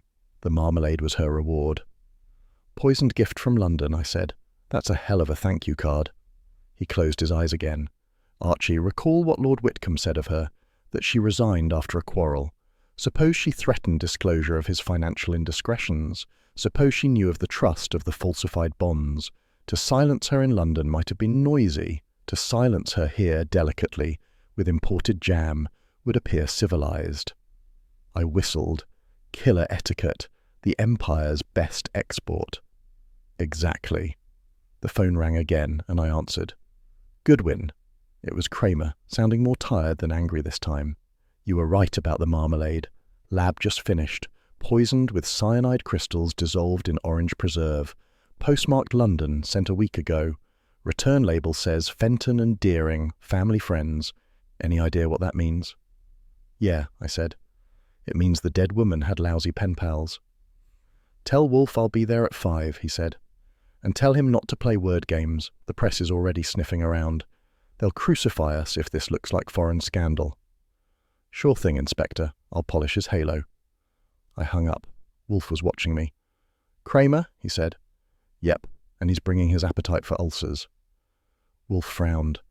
I have no objection to his diligence, but his presence before dinner would offend the table. You will delay him until 6. Delay him? He's not a bus schedule. You will manage, Wolfe said firmly. Meanwhile, you will prepare a summary of Miss Vane's connections and recent correspondences. On what evidence? Your wit, your charm, and your legs. Visit the boarding house again. The landlady's tongue, once loosened, may wag profitably. Anything else? Yes. Bring back the marmalade jar, if Kramer overlooked one. Fritz requires an empty container of that caliber for quince jelly. I saluted. Right. I'll risk cyanide for culinary excellence. He grunted approval, his version of affection, and reached for the bell cord. Fritz appeared instantly with 2 plates, announcing, "Lunch is served." As Wolfe rose, I couldn't help muttering, "You'd think poison and marmalade might spoil the appetite." He paused in the doorway. "Archie, appetite is not moral, it is physiological, and I am very much alive." "Yeah," I said. "Let's keep it that way. We're running out of governesses." Lunch passed in silence except for the clink of silver and the faint hum of Wolfe's mind turning gears faster than Fritz's whisk. When we returned to the office afterward, the sun had given up and the room glowed amber under the desk lamp. Wolfe was dictating notes to me, slow, exact, fatal as scripture. "Archie," he said, "record. Miss Vane's death converts conjecture to proof. The hand that penned deceit also packaged civility." Meaning Whitcomb again. He nodded once. "But the instrument, the intermediary, remains unseen. Someone posted that parcel from London. Someone who knew the flavour of English guilt." I finished typing, the keys clicking like tiny gunshots. Then the next move. Observation. Kramer will storm, Whitcomb will lie, and I shall wait. For what? He smiled faintly. For the truth to ferment, like marmalade. Outside, the city darkened, neon signs blooming like bruises. I filed the report, stacked it neatly, and looked up at Wolfe, still immovable, eyes closed, the faintest trace of perfume lingering in the room. That scent had followed us all, from the Park Regent to a ferry deck, to a cheap boarding house to a jar of English jam. And if Wolfe was right, and he usually was, it was about to follow someone else straight into ruin. By the time I'd finished my second cup of coffee that morning, Wolfe had already declared mankind irredeemable, capitalism obscene, and my typing too loud. That put the day squarely in the ordinary column until the doorbell rang at 9:17 a.m, and Fritz brought in an envelope thick enough to make a banker blush. The return address was a Manhattan trust company, the same bank where our late Florence Deering had once deposited her dreams. Inside was a photostat from Saul, a list of serial numbers for a batch of bonds labelled obsolete, redeemed 1932. Only the stamp said otherwise. Someone had cashed them last week. Wolfe's brows rose a precise 1/8 of an inch. Ah, a resurrection of paper. Mr. Whitcomb's conscience takes interesting forms. Maybe, I said. Or maybe the dead governess had a hobby in forgery. He closed his eyes. Archie, if you must speak nonsense, choose a topic less fatiguing. You will accompany Mr. Durkin to the bank and return with facts. Not rumours, facts. That's how I found myself 2 hours later walking into the granite jaws of the Hudson Mercantile Trust Company, with Fred Durkin lumbering beside me like a benevolent mastiff in an ill-fitting suit. Fred tipped his hat to the nearest guard. You take the teller, I'll nose around the back. I nodded and went up to the counter where money dreams of being multiplied. The teller, a trim woman with the moral certainty of a tax auditor, gave me the up and down. Yes? Archie Goodwin, I said easily. Private investigator. We're looking into a series of bond redemptions made here last week. Small amounts, old issues, nothing headline-worthy. Her mouth pinched. Those transactions were legitimate. Of course, I said. But just in case they weren't, maybe you remember who made them. She hesitated, then lowered her voice. A lady. Soft-spoken, English accent. Wore gloves even to sign. She said she was acting for Lord Whitcomb's family trust. That made my eyebrows salute. You wouldn't happen to recall what she looked like? Graceful, quiet, the sort who apologizes before breathing. She had a companion, a man, foreign, dark hair, very correct manners. I thought him a valet. She frowned suddenly. Come to think of it, I remember because of his umbrella. He never opened it indoors, just kept twisting the handle as if it were a snake. Nice image, I said. If you ever get tired of banking, detective fiction's always hiring. She sniffed. They presented identification, letters from London, all appeared in order, until the manager checked the serials later. Then we realized the signatures were forged. Did you tell the police? Of course. Then they'll tell us, I said, pocketing the note I'd scribbled. Across the lobby, Fred was chatting up a janitor. When he rejoined me, he reported, "Janitor says the English pair took a taxi uptown. Driver told him the lady smelled like fancy soap and the guy tipped in shillings." Romantic, I said. Let's go spoil Wolfe's afternoon. Back at the brownstone, it was 2 minutes before 1, lunch hour. Fritz was laying out Troutermandine that could have converted atheists. Wolfe, of course, refused to discuss business until the last crumb had been demolished. Only after coffee and the ritual post-meal sigh did he say, "Report." I gave him the story from marble lobby to shilling tip. Fred added his bit, then subsided gratefully into silence, eyeing the pastry tray with professional respect. When I finished, Wolfe leaned back, eyes closed, lips pursed. I could practically see the mental abacus clicking behind his forehead. "Archie," he said finally, "fetch the list of trust beneficiaries from the Whitcomb file." I did. He unfolded it with the reverence of a priest unwrapping relics. "Observe," he murmured. "The niece, Miss Lydia Whitcomb, is the principal heir. The trust established in 1920 held English bonds valued at £100,000. To embezzle those funds would require not theft but artistry." "Florence Deering's kind of artistry?" I asked. "Precisely. She would have known the records, the signatures, the habits of the house. If she learned of Lord Whitcomb's peculations, his polite larceny, she could threaten disclosure." "Blackmail," I said. "The English kind. All apologies and afternoon tea." Wolfe's eyes flicked open. "Money, Archie, is the finest solvent of scruples. It dissolves both honesty and intellect. Miss Deering may have believed herself immune. She was mistaken." Fred scratched his chin. "So the boss stole from his own niece and the governess found out. She squeezes him and he, or his valet, fixes her good." Wolfe inclined his head slightly. A pleasing vulgarization of my theory. I grinned. Translation, "You're right, Fred, but don't get cocky." The phone rang at that moment, because fate likes timing. I grabbed it. Brownstone Detective Agency, purveyors of panic to the powerful. "Goodwin," growled Kramer. "You tell that mountain you work for I'm coming over, and I'm bringing my ulcer." "Bring Fritz a bottle of Burgundy while you're at it," I said, and hung up. Wolfe sighed. "So, the cavalry arrives to trample logic."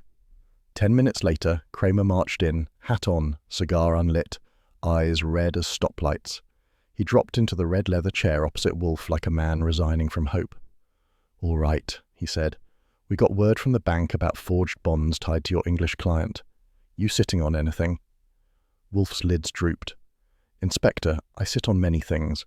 Chairs, for instance, but never evidence. I have information, but not yet proof." Kramer's mouth twitched. "That's lawyer talk." "Accuracy, Inspector, is not confined to lawyers. You found that the bonds were cashed by a woman resembling Miss Deering?" Kramer nodded grudgingly. "Teller says she talked like the Queen's aunt, but the handwriting on the receipts doesn't match Deering's samples." "Then she was an accomplice," Wolfe said. "The substitute governess again, perhaps. Whitcomb's servants change, but his methods do not." Kramer leaned forward. "You're saying the old man forged his niece's trust papers, killed the real governess, and used the fake one to cover it?" "I am suggesting," Wolfe said with icy patience, "that Lord Whitcomb's fortune is built on illusion. He required Florence Deering's cooperation to maintain it. When she rebelled, he replaced her both in the nursery and the narrative." Kramer chewed that, cigar rolling between his teeth. "You've got something I need, Wolfe." "Indeed." Wolfe's tone was silk over steel. "As always, you need my mind, not my manners." That got the faintest snort from Kramer, his version of applause. "All right, give me the short form." Wolfe folded his hands. Miss Deering discovered that Whitcomb had redeemed obsolete bonds by substituting forgeries within his niece's trust. She attempted to extort silence fees. He employed his valet and a Confederate woman to impersonate her, withdraw the forged certificates, and then remove her from existence. The English call it tidying up. Kramer's brow furrowed. "So why cash the bonds here, not in London?"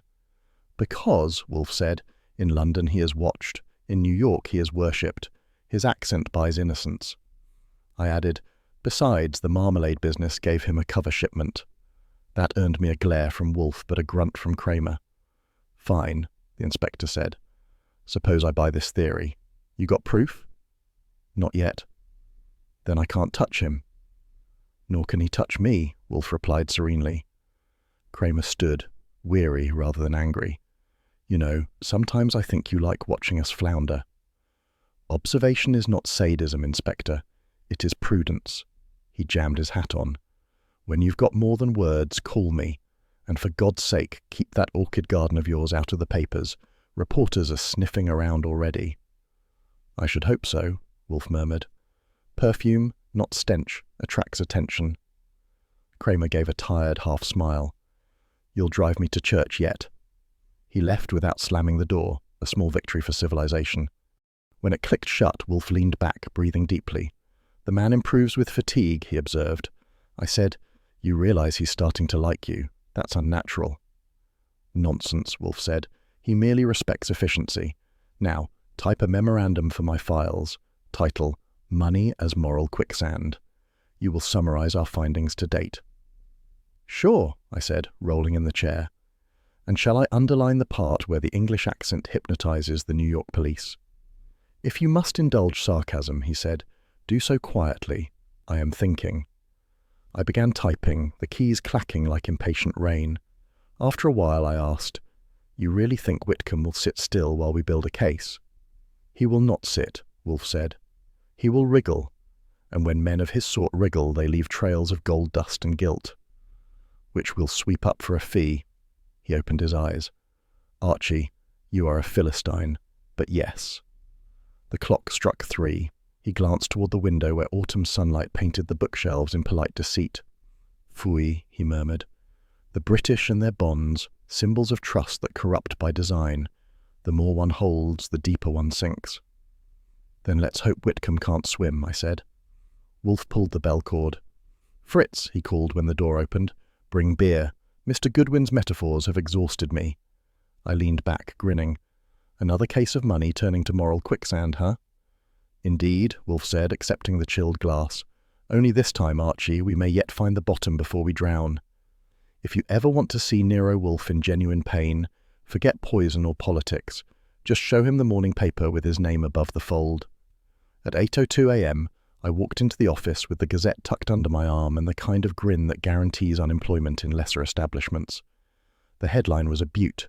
Heiress's governess vanishes amid trust scandal, 3 columns wide, and just below it, in smaller print, Private Sleuth Nero Wolfe consulted. Wolfe took one look and groaned as though civilization had reached its end and was sending him the bill. Confound that Cohen, he said. He knows my aversion to vulgar publicity. I unfolded the paper, slow and respectful, the way you'd present a cobra. Lon probably figured your name would lend the piece moral weight and circulation. Besides, it's good press. You're described as the celebrated private investigator of West 35th Street. That's practically sainthood. Wolfe's hand fluttered toward the bell cord like a man considering suicide by embroidery. Mr. Cohen should be horsewhipped. He's at the Gazette, not the stables, I said. He fixed me with that look that means I've already lost the argument but am invited to struggle anyway. I grinned wider. Cheer up. At least they didn't print your weight. Archie, he rumbled, if you persist in levity, I shall replace you with a stenographer less addicted to facetiousness. Sure, but she won't bring the morning paper. Before he could decide whether that was treason, the phone rang. I picked it up. Lord Whitcomb's voice came down the line, clipped, furious, and British enough to curdle cream. Goodwin, I demand to speak with Mr. Wolfe. Demand granted. I passed the receiver. Wolfe inhaled. Good morning, my lord. Good? You call this good? My name, my niece's, splashed across your infernal tabloids. You promised discretion. I promised nothing of the sort, Wolfe replied smoothly. I accepted employment to discover the fate of Miss Deering. I cannot govern the press. You'll govern nothing for me if this continues. I'll withdraw the case. That, Wolfe said, would be unwise. You need results, not retreat. There was a hiss of outraged aristocracy. You'll have 24 hours. Either you produce progress or I find another detective, one who knows silence. Click. Wolfe placed the phone back as delicately as if it contained germs. The English, he muttered, believe threats improve efficiency. They are mistaken. Yeah, I said. You asked for 10 grand. Now he wants 10 answers. He ignored me, reached for his notebook, and began writing in his dense, deliberate script. We will need corroboration. Saul for importers, Fred for distribution, Ori for retail fronts. About what? Perfume, he said. Floris, Bouquet de Londres. The scent Miss Deering favoured and Miss Vane imitated. If Whitcomb purchased it, he did so through channels requiring paperwork. Trace the shipments. Right, I said. We'll follow our noses. Wolfe's eyelids drooped. A jest unworthy even of you. Telephone them. By 10 o'clock I'd spoken to all 3 operatives. Saul would comb customs manifests, Fred would prowl wholesalers, and Ori, dressed like a boulevardier with morals on layaway, would charm the midtown perfumeries. At 11 sharp, Fritz appeared in the doorway, immaculate as ever. Gentlemen, luncheon in 30 minutes, he announced. Wolfe nodded. Excellent. Bring the tray to the office. I prefer to remain within reach of the telephone.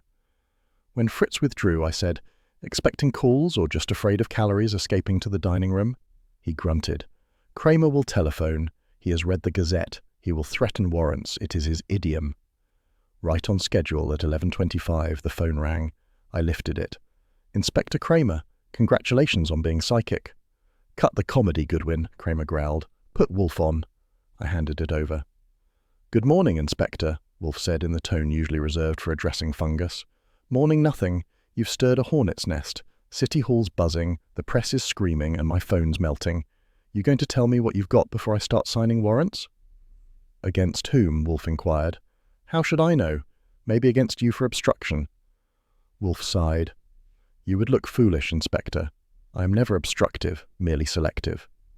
That's so. Then select some truth. Did Whitcomb embezzle his niece's trust? I have inferred it, Wolfe said, but cannot yet prove it. That's not good enough.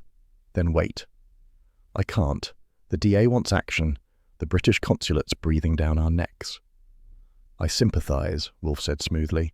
Yet haste, Inspector, is the enemy of precision. There was a growl. You'd better pray your precision delivers soon, or I'll have to come in swinging. Swing if you must, Wolfe said, but kindly call before you knock. Kramer hung up with the moral force of a sledgehammer. I said, you know, one day he really will bring a warrant. Then he will regret wasting the paper, Wolfe replied.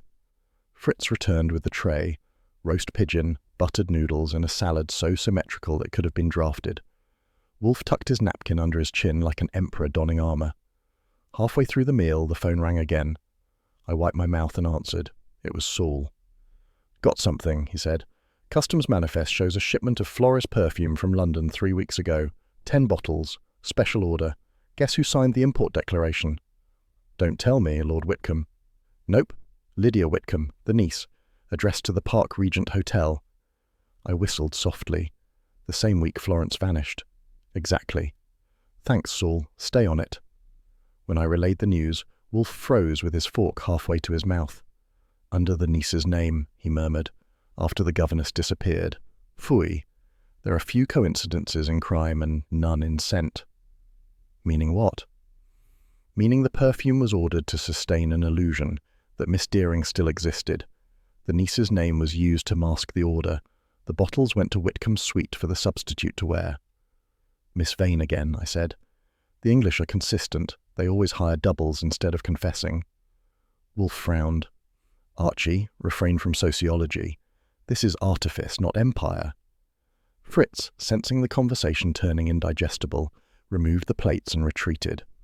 Wolfe leaned back, eyes closed, hands folded across his waistline like the lid of a very smug coffin. Identity, he said slowly, has become a commodity. Florence Deering sold hers for employment. Whitcomb traded his for respectability.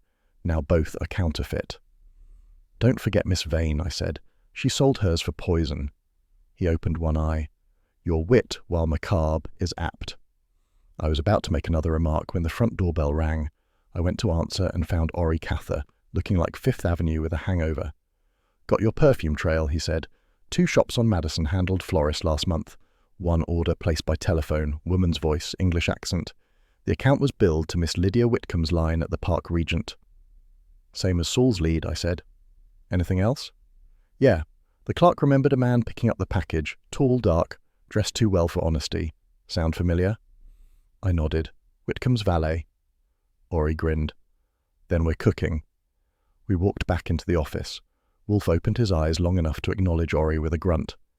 Sir, Ori said, the perfume shipment. I know, Wolfe interrupted. Your discovery corroborates Mr. Pants's. Good work. That froze Ori in his tracks. Wolfe's compliments are rarer than solar eclipses. After he left, Wolfe turned to me. It will suffice. Prepare a memorandum for the client. Phrase it thus. The disappearance of Miss Deering is now inseparable from financial impropriety. Your valet's activities implicate your household. I raised an eyebrow. That'll rattle his monocle. That is the intention, Wolfe said. I sat down at the typewriter, the keys hammering like small artillery. When I'd finished, Wolfe signed the letter with his fountain pen, bold, disdainful loops that would have made John Hancock look modest. At 2 o'clock the phone rang again. This time it was Lon Cohen, and he sounded as nervous as a cat at a dog show. Archie, tell Wolfe the Gazette's catching heat from City Hall. Whitcomb's lawyers are crying libel. The consulate's screaming. You better have something solid or they'll pin it on us. Relax, I said. Wolfe's allergic to lawsuits. He breaks out in deductions. Lon groaned. Just keep him out of my headlines, will you? I've already got the managing editor asking whether Wolfe eats reporters for lunch. He prefers squab, I said, and hung up. When I told Wolfe, he snorted. Mr. Cohen should have thought of that before advertising my existence. Let him stew. Sure, I said. Meanwhile, our client's about to bolt. Kramer's lighting warrants, and the press thinks you dine on journalists. Business as usual. Archie, he said quietly, do cease buzzing. Anxiety is unproductive. Action, however, is not.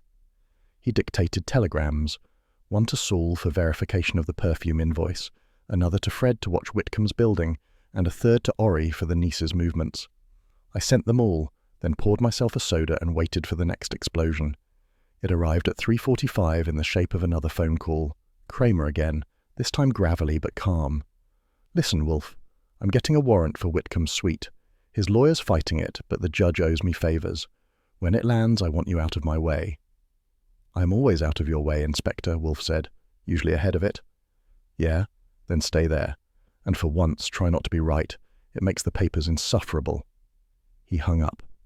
Wolfe leaned back, eyes half closed, and murmured, It proceeds. The net tightens, the fish wriggles. Just make sure we're not the bait, I said. He didn't answer. Instead, he reached for the bell cord. Fritz appeared like an answer to prayer. Beer, Wolfe commanded. While Fritz poured, Wolfe spoke in that slow, deliberate tone that means he's both thinking and enjoying it. This case, Archie, is no longer about murder or money. It concerns the fragility of identity.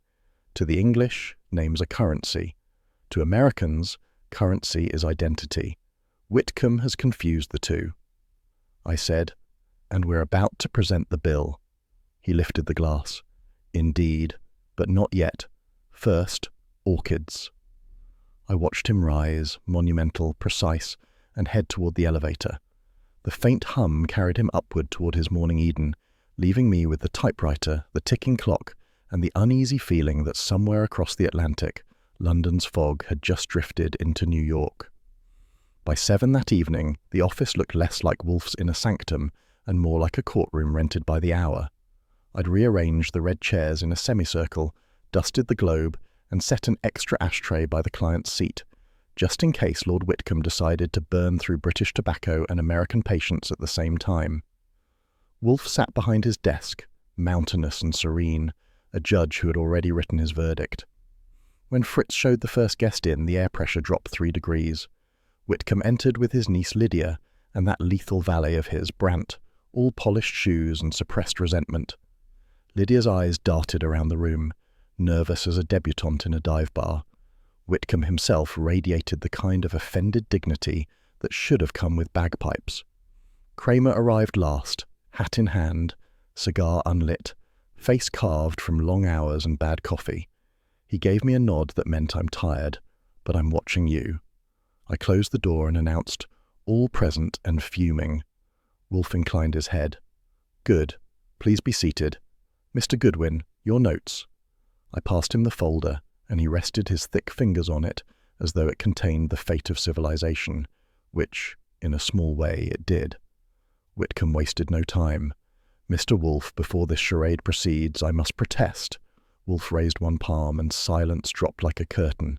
You may protest after I am done, my lord, though I warn you your objections will sound paler after the facts have spoken. Whitcomb flushed a delicate pink. Facts? You've bandied enough conjecture for a week.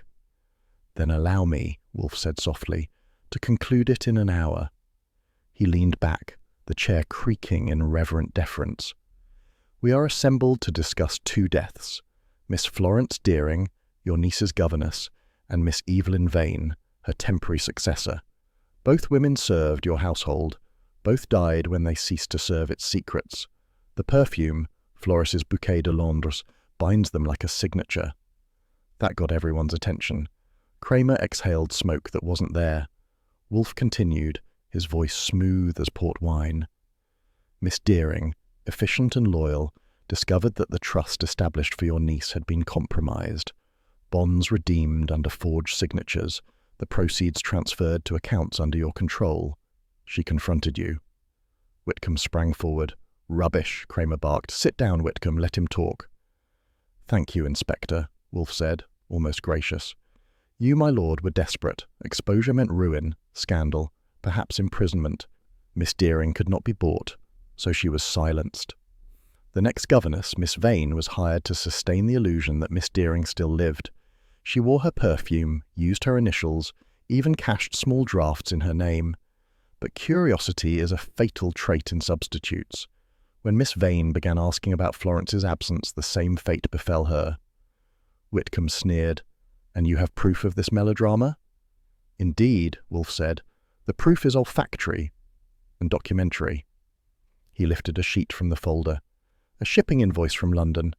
10 bottles of Bouquet de Londres, ordered under your niece's name, after Miss Deering's disappearance. The handwriting matches precisely the samples from your letters, my lord. Whitcomb's cane clattered to the floor. Preposterous, I never— Phooey! Wolfe's tone cracked the air. We compared the loops, the descenders, the slant. A man may disguise his accent, not his penmanship. I added helpfully, and the perfume clerk remembered a tall Englishman with an umbrella handle he twisted like a garrote. Sound familiar? Brandt's jaw tightened. Wolfe turned his gaze on him. You assisted, did you not? Brandt's voice was dry. I did what I was told. Lydia gasped. Brandt. He didn't look at her. He said it was for the family's protection. Enough, Whitcomb roared. You will hold your tongue. Wolfe's own voice dropped to an icy murmur. You mistake command for control. Mr. Goodwin.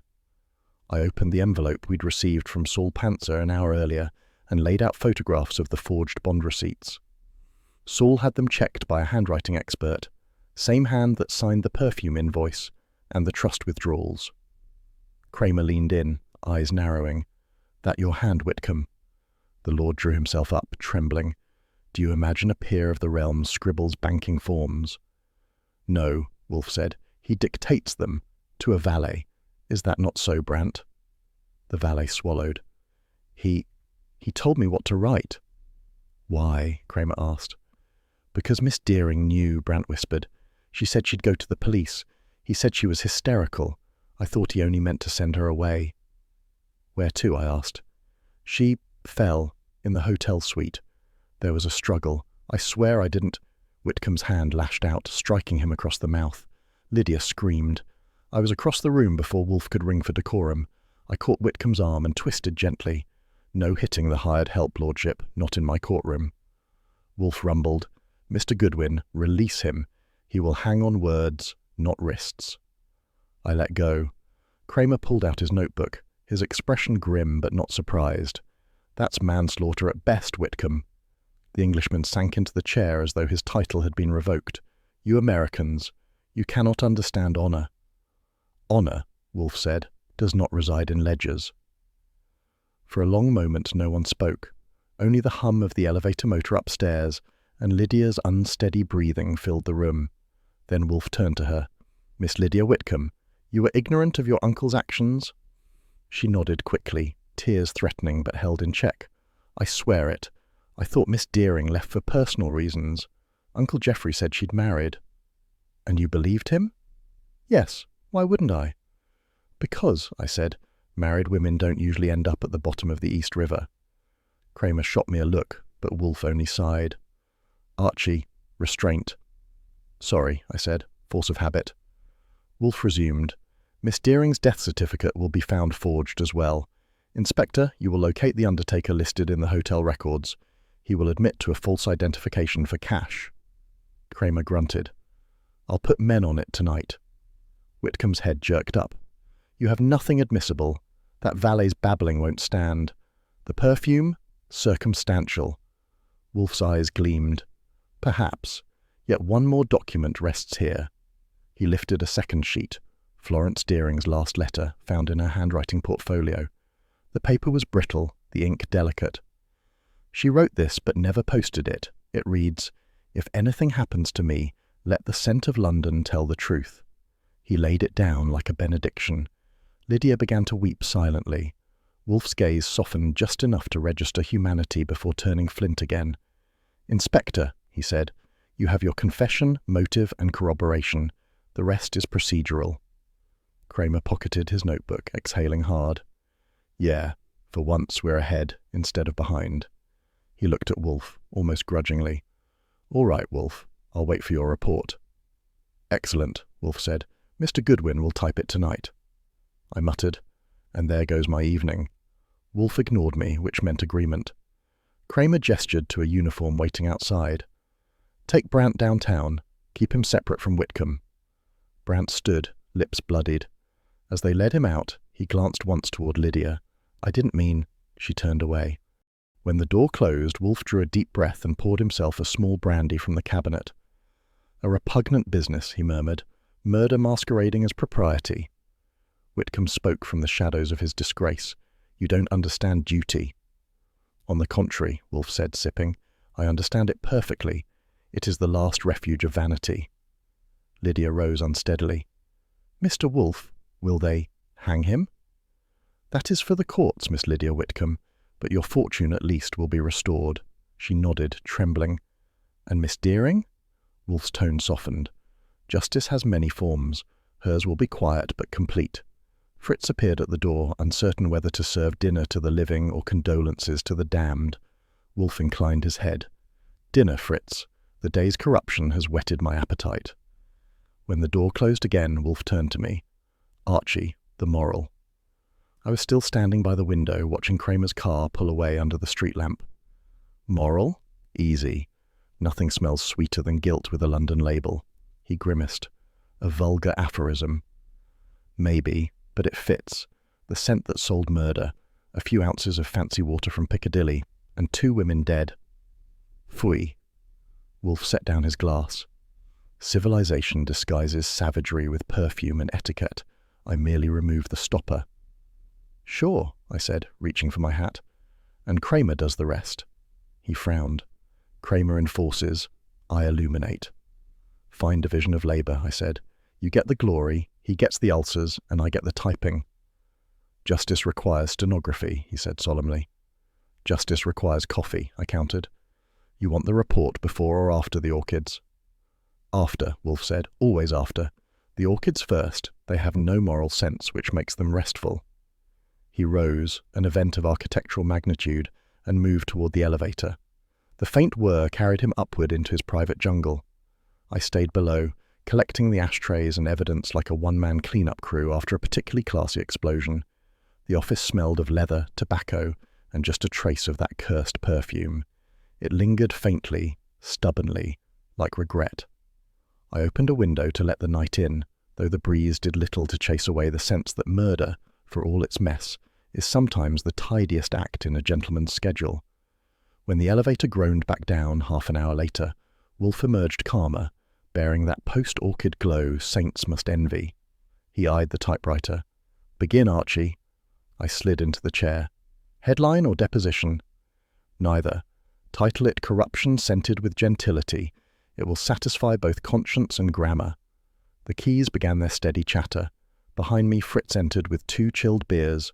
Wolfe lifted his glass in my direction, a gesture as close to affection as he'd allow. "To justice," he said. "To overtime," I replied. We drank. Outside, a siren wailed somewhere uptown.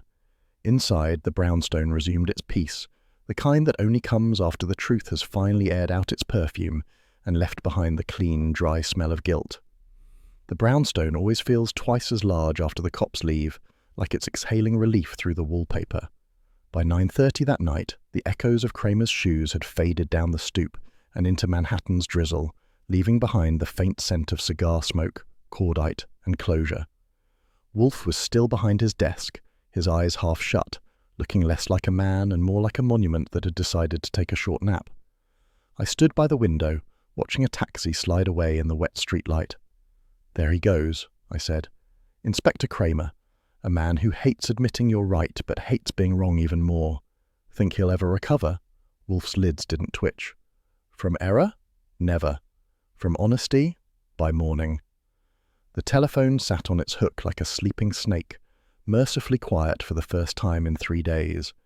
Fritz had cleared the dinner dishes an hour earlier. Veal cutlets, creamed spinach, and a tarragon sauce that would have made a priest skip confession. The case was closed. The city could go back to being corrupt in peace. I turned. "You realize, don't you, that Kramer actually said it this time?" "Good work, Wolfe," his exact words. "Phooey." The syllable drifted through the room like a sigh from Olympus. "You could at least frame it," I said. "Maybe next to that first check you ever earned honestly." His eyes opened, slow and gold. "Mr. Goodwin, my earnings are invariably honest. Their sources, occasionally, are not." "Nice distinction," I said. "Try it on the taxman sometime." He reached for the bell cord. "Fritz." A moment later, Fritz appeared, immaculate as ever, holding a silver tray with 2 chilled steins. The condensation gleamed like moonlight. Wolfe accepted his with a nod, the gesture of a czar acknowledging tribute. "Thank you, Fritz. Retire." When the kitchen door clicked shut, Wolfe lifted the stein, examined it against the lamplight, and took a slow swallow that looked like salvation. "Beer," he said. "Civilization's only redeeming continuity." "Funny," I said, taking my own. "I was going to nominate women, but beer's cheaper," he grunted, "and less destructive." We drank. The office smelled of leather, yeast, and a trace of that cursed perfume that had started the whole mess. It still hung faintly on the curtains, London's idea of innocence bottled for export. "You realize," I said, "that the case could have wrapped sooner if you'd let me bait Whitcomb into confessing at the bank. One good jab and he'd have spilled." Wolfe's brows rose a quarter inch. "The purpose of inquiry is revelation, not brawling." "Yeah, but sometimes revelation needs a shove." He closed his eyes again. "Your faith in physical persuasion is touching, but primitive. Were I to indulge it, the city would need another morgue." I grinned. "Maybe 2. He let the silence ripen. Outside, a taxi horn bleated faintly, the city's lullaby. Inside, the only sound was the clock ticking toward 10 and Wolfe's contented breathing, which in itself could have powered a small windmill. After a while, I said, "You know, I almost liked Lydia Whitcomb." "I expected as much." "Don't be jealous." He didn't look up. "Miss Lydia Whitcomb is intelligent, decorative, and unencumbered by income. A combination fatal to your discretion." "That's a lie," I said. "She's encumbered plenty. By family scandal, dead governesses, and an uncle headed for Sing Sing. Not my type." "Your type, Mr. Goodwin, is a woman unattainable by common sense." "Then it's mutual," I said. He grunted, which in Wolfian diplomacy meant he was amused but wouldn't stoop to show it. The case file lay open on the desk, photographs, transcripts, Saul's neat reports, and a single florist bottle with its label half torn. I picked it up and sniffed lightly. Still there. Amazing. That scent's hung around longer than Kramer's temper. "Put it down," Wolfe said. "You have a remarkable talent for meddling in evidence that is no longer relevant." "Just appreciating the motif," I said. "Call it professional nostalgia." He regarded me over his stein. Nostalgia is the refuge of idle men. Sure, I said, but it beats the refuge of orchids. He set his drink down. Archie. That tone meant I was about to be re-educated. Yes, sir? You have observed throughout this affair the perils of illusion, money disguising theft, scent disguising death, duty disguising vanity. There is comfort even for fools in such concealment, but truth, like appetite, will assert itself. Nice speech, I said. You rehearsing for the DA? Hardly. The district attorney requires evidence, not epigrams. Then what do I require? He almost smiled. Less commentary, more typing. I saluted with my beer. That's tomorrow. Tonight, we celebrate survival. He frowned, but not deeply. Celebration implies joy. I prefer repose. Suit yourself, I said. I'll handle the joy solo. Fritz's soft footsteps passed in the hall, bound for bed. The house settled, the kind of stillness that follows both digestion and justice. After a long pause, Wolfe spoke again, his voice almost conversational. Kramer will file charges before morning. Against Whitcomb? Indeed. Brandt will corroborate, the niece will inherit, and the newspapers will misquote everyone. Lon Cohen already called, I said, wanted a statement. You declined. I said you were unavailable, unamused, and unprintable. He made a satisfied noise. Adequate. The phone rang once then, sharp in the quiet. I reached it before Wolfe's eyebrow could rise. Goodwin speaking. Kramer's growl came through the wire, dry and tired. Tell Wolfe he was right. I'll deny saying it, but tell him anyway. I covered the mouthpiece. Guess who? Wolfe took the receiver delicately. Inspector? Don't get smug, Wolfe. I said you were right, not wholly. The DA signed the warrant. Whitcomb's in custody. The valet's singing like a choir boy. Thought you'd like to know. I am gratified, Wolfe said. Your efficiency complements my reasoning. Save the compliments. Next time you want to run my case from that armchair, send rent money. Click. Wolfe replaced the receiver with the faintest of smiles. See, I said, he likes you. He tolerates me, Wolfe said. The distinction is important. I poured the rest of the beer into his glass and leaned on the desk. So, what do you call this part? Victory lap? Digestive triumph? This, Wolfe said, is order. Disorder resolved by intellect and appetite. The world remains unlovely, but at least symmetrical. You sound almost cheerful. I am relieved, not cheerful, relieved that civilization continues to justify my employment. That's one way to stay optimistic. He gave me a glance that might have been affectionate if it hadn't been so heavy with intellect. Archie, pessimism is a luxury. I cannot afford it until breakfast, I chuckled. Then I'll hold it till lunch. We finished the beer in companionable silence. The city outside kept humming, a tired tune in neon minor key. Finally I said, you know, if all governesses kept such neat accounts, New York would be bankrupt in virtue. He arched an eyebrow. Virtue seldom keeps books. Sure, I said, but it sure knows how to collect interest. That earned the faintest huff, halfway to laughter. He stood, slowly, carefully, a movement equal parts ritual and gravity. Fritz will lock up, you will close the file, and tomorrow we shall attend the orchids. I find chlorophyll restorative after human folly. Good plan, I said. They don't talk back, lie, or sue. Precisely why I value them. He started toward the elevator. The motor hummed as he rose toward his private Eden. I stayed below, finishing the dregs of the beer and thinking about how murder cases always ended the same, not with fireworks, but with paperwork. The night pressed its nose against the window panes. The city was still out there, a million stories sweating under electric light. But inside the brownstone, everything was calm again, the kind of calm that only Nero Wolfe could manufacture by pure intellect and sheer mass. I put away the files, shut off the desk lamp, and left one low bulb burning beside the globe. When Fritz returned for the glasses, I handed him mine. Mr. Wolfe is in good humour, he said softly. Yeah, I said. He even let me have the last word. Fritz smiled and disappeared. I leaned on the desk once more, the office faintly fragrant with orchids and beer.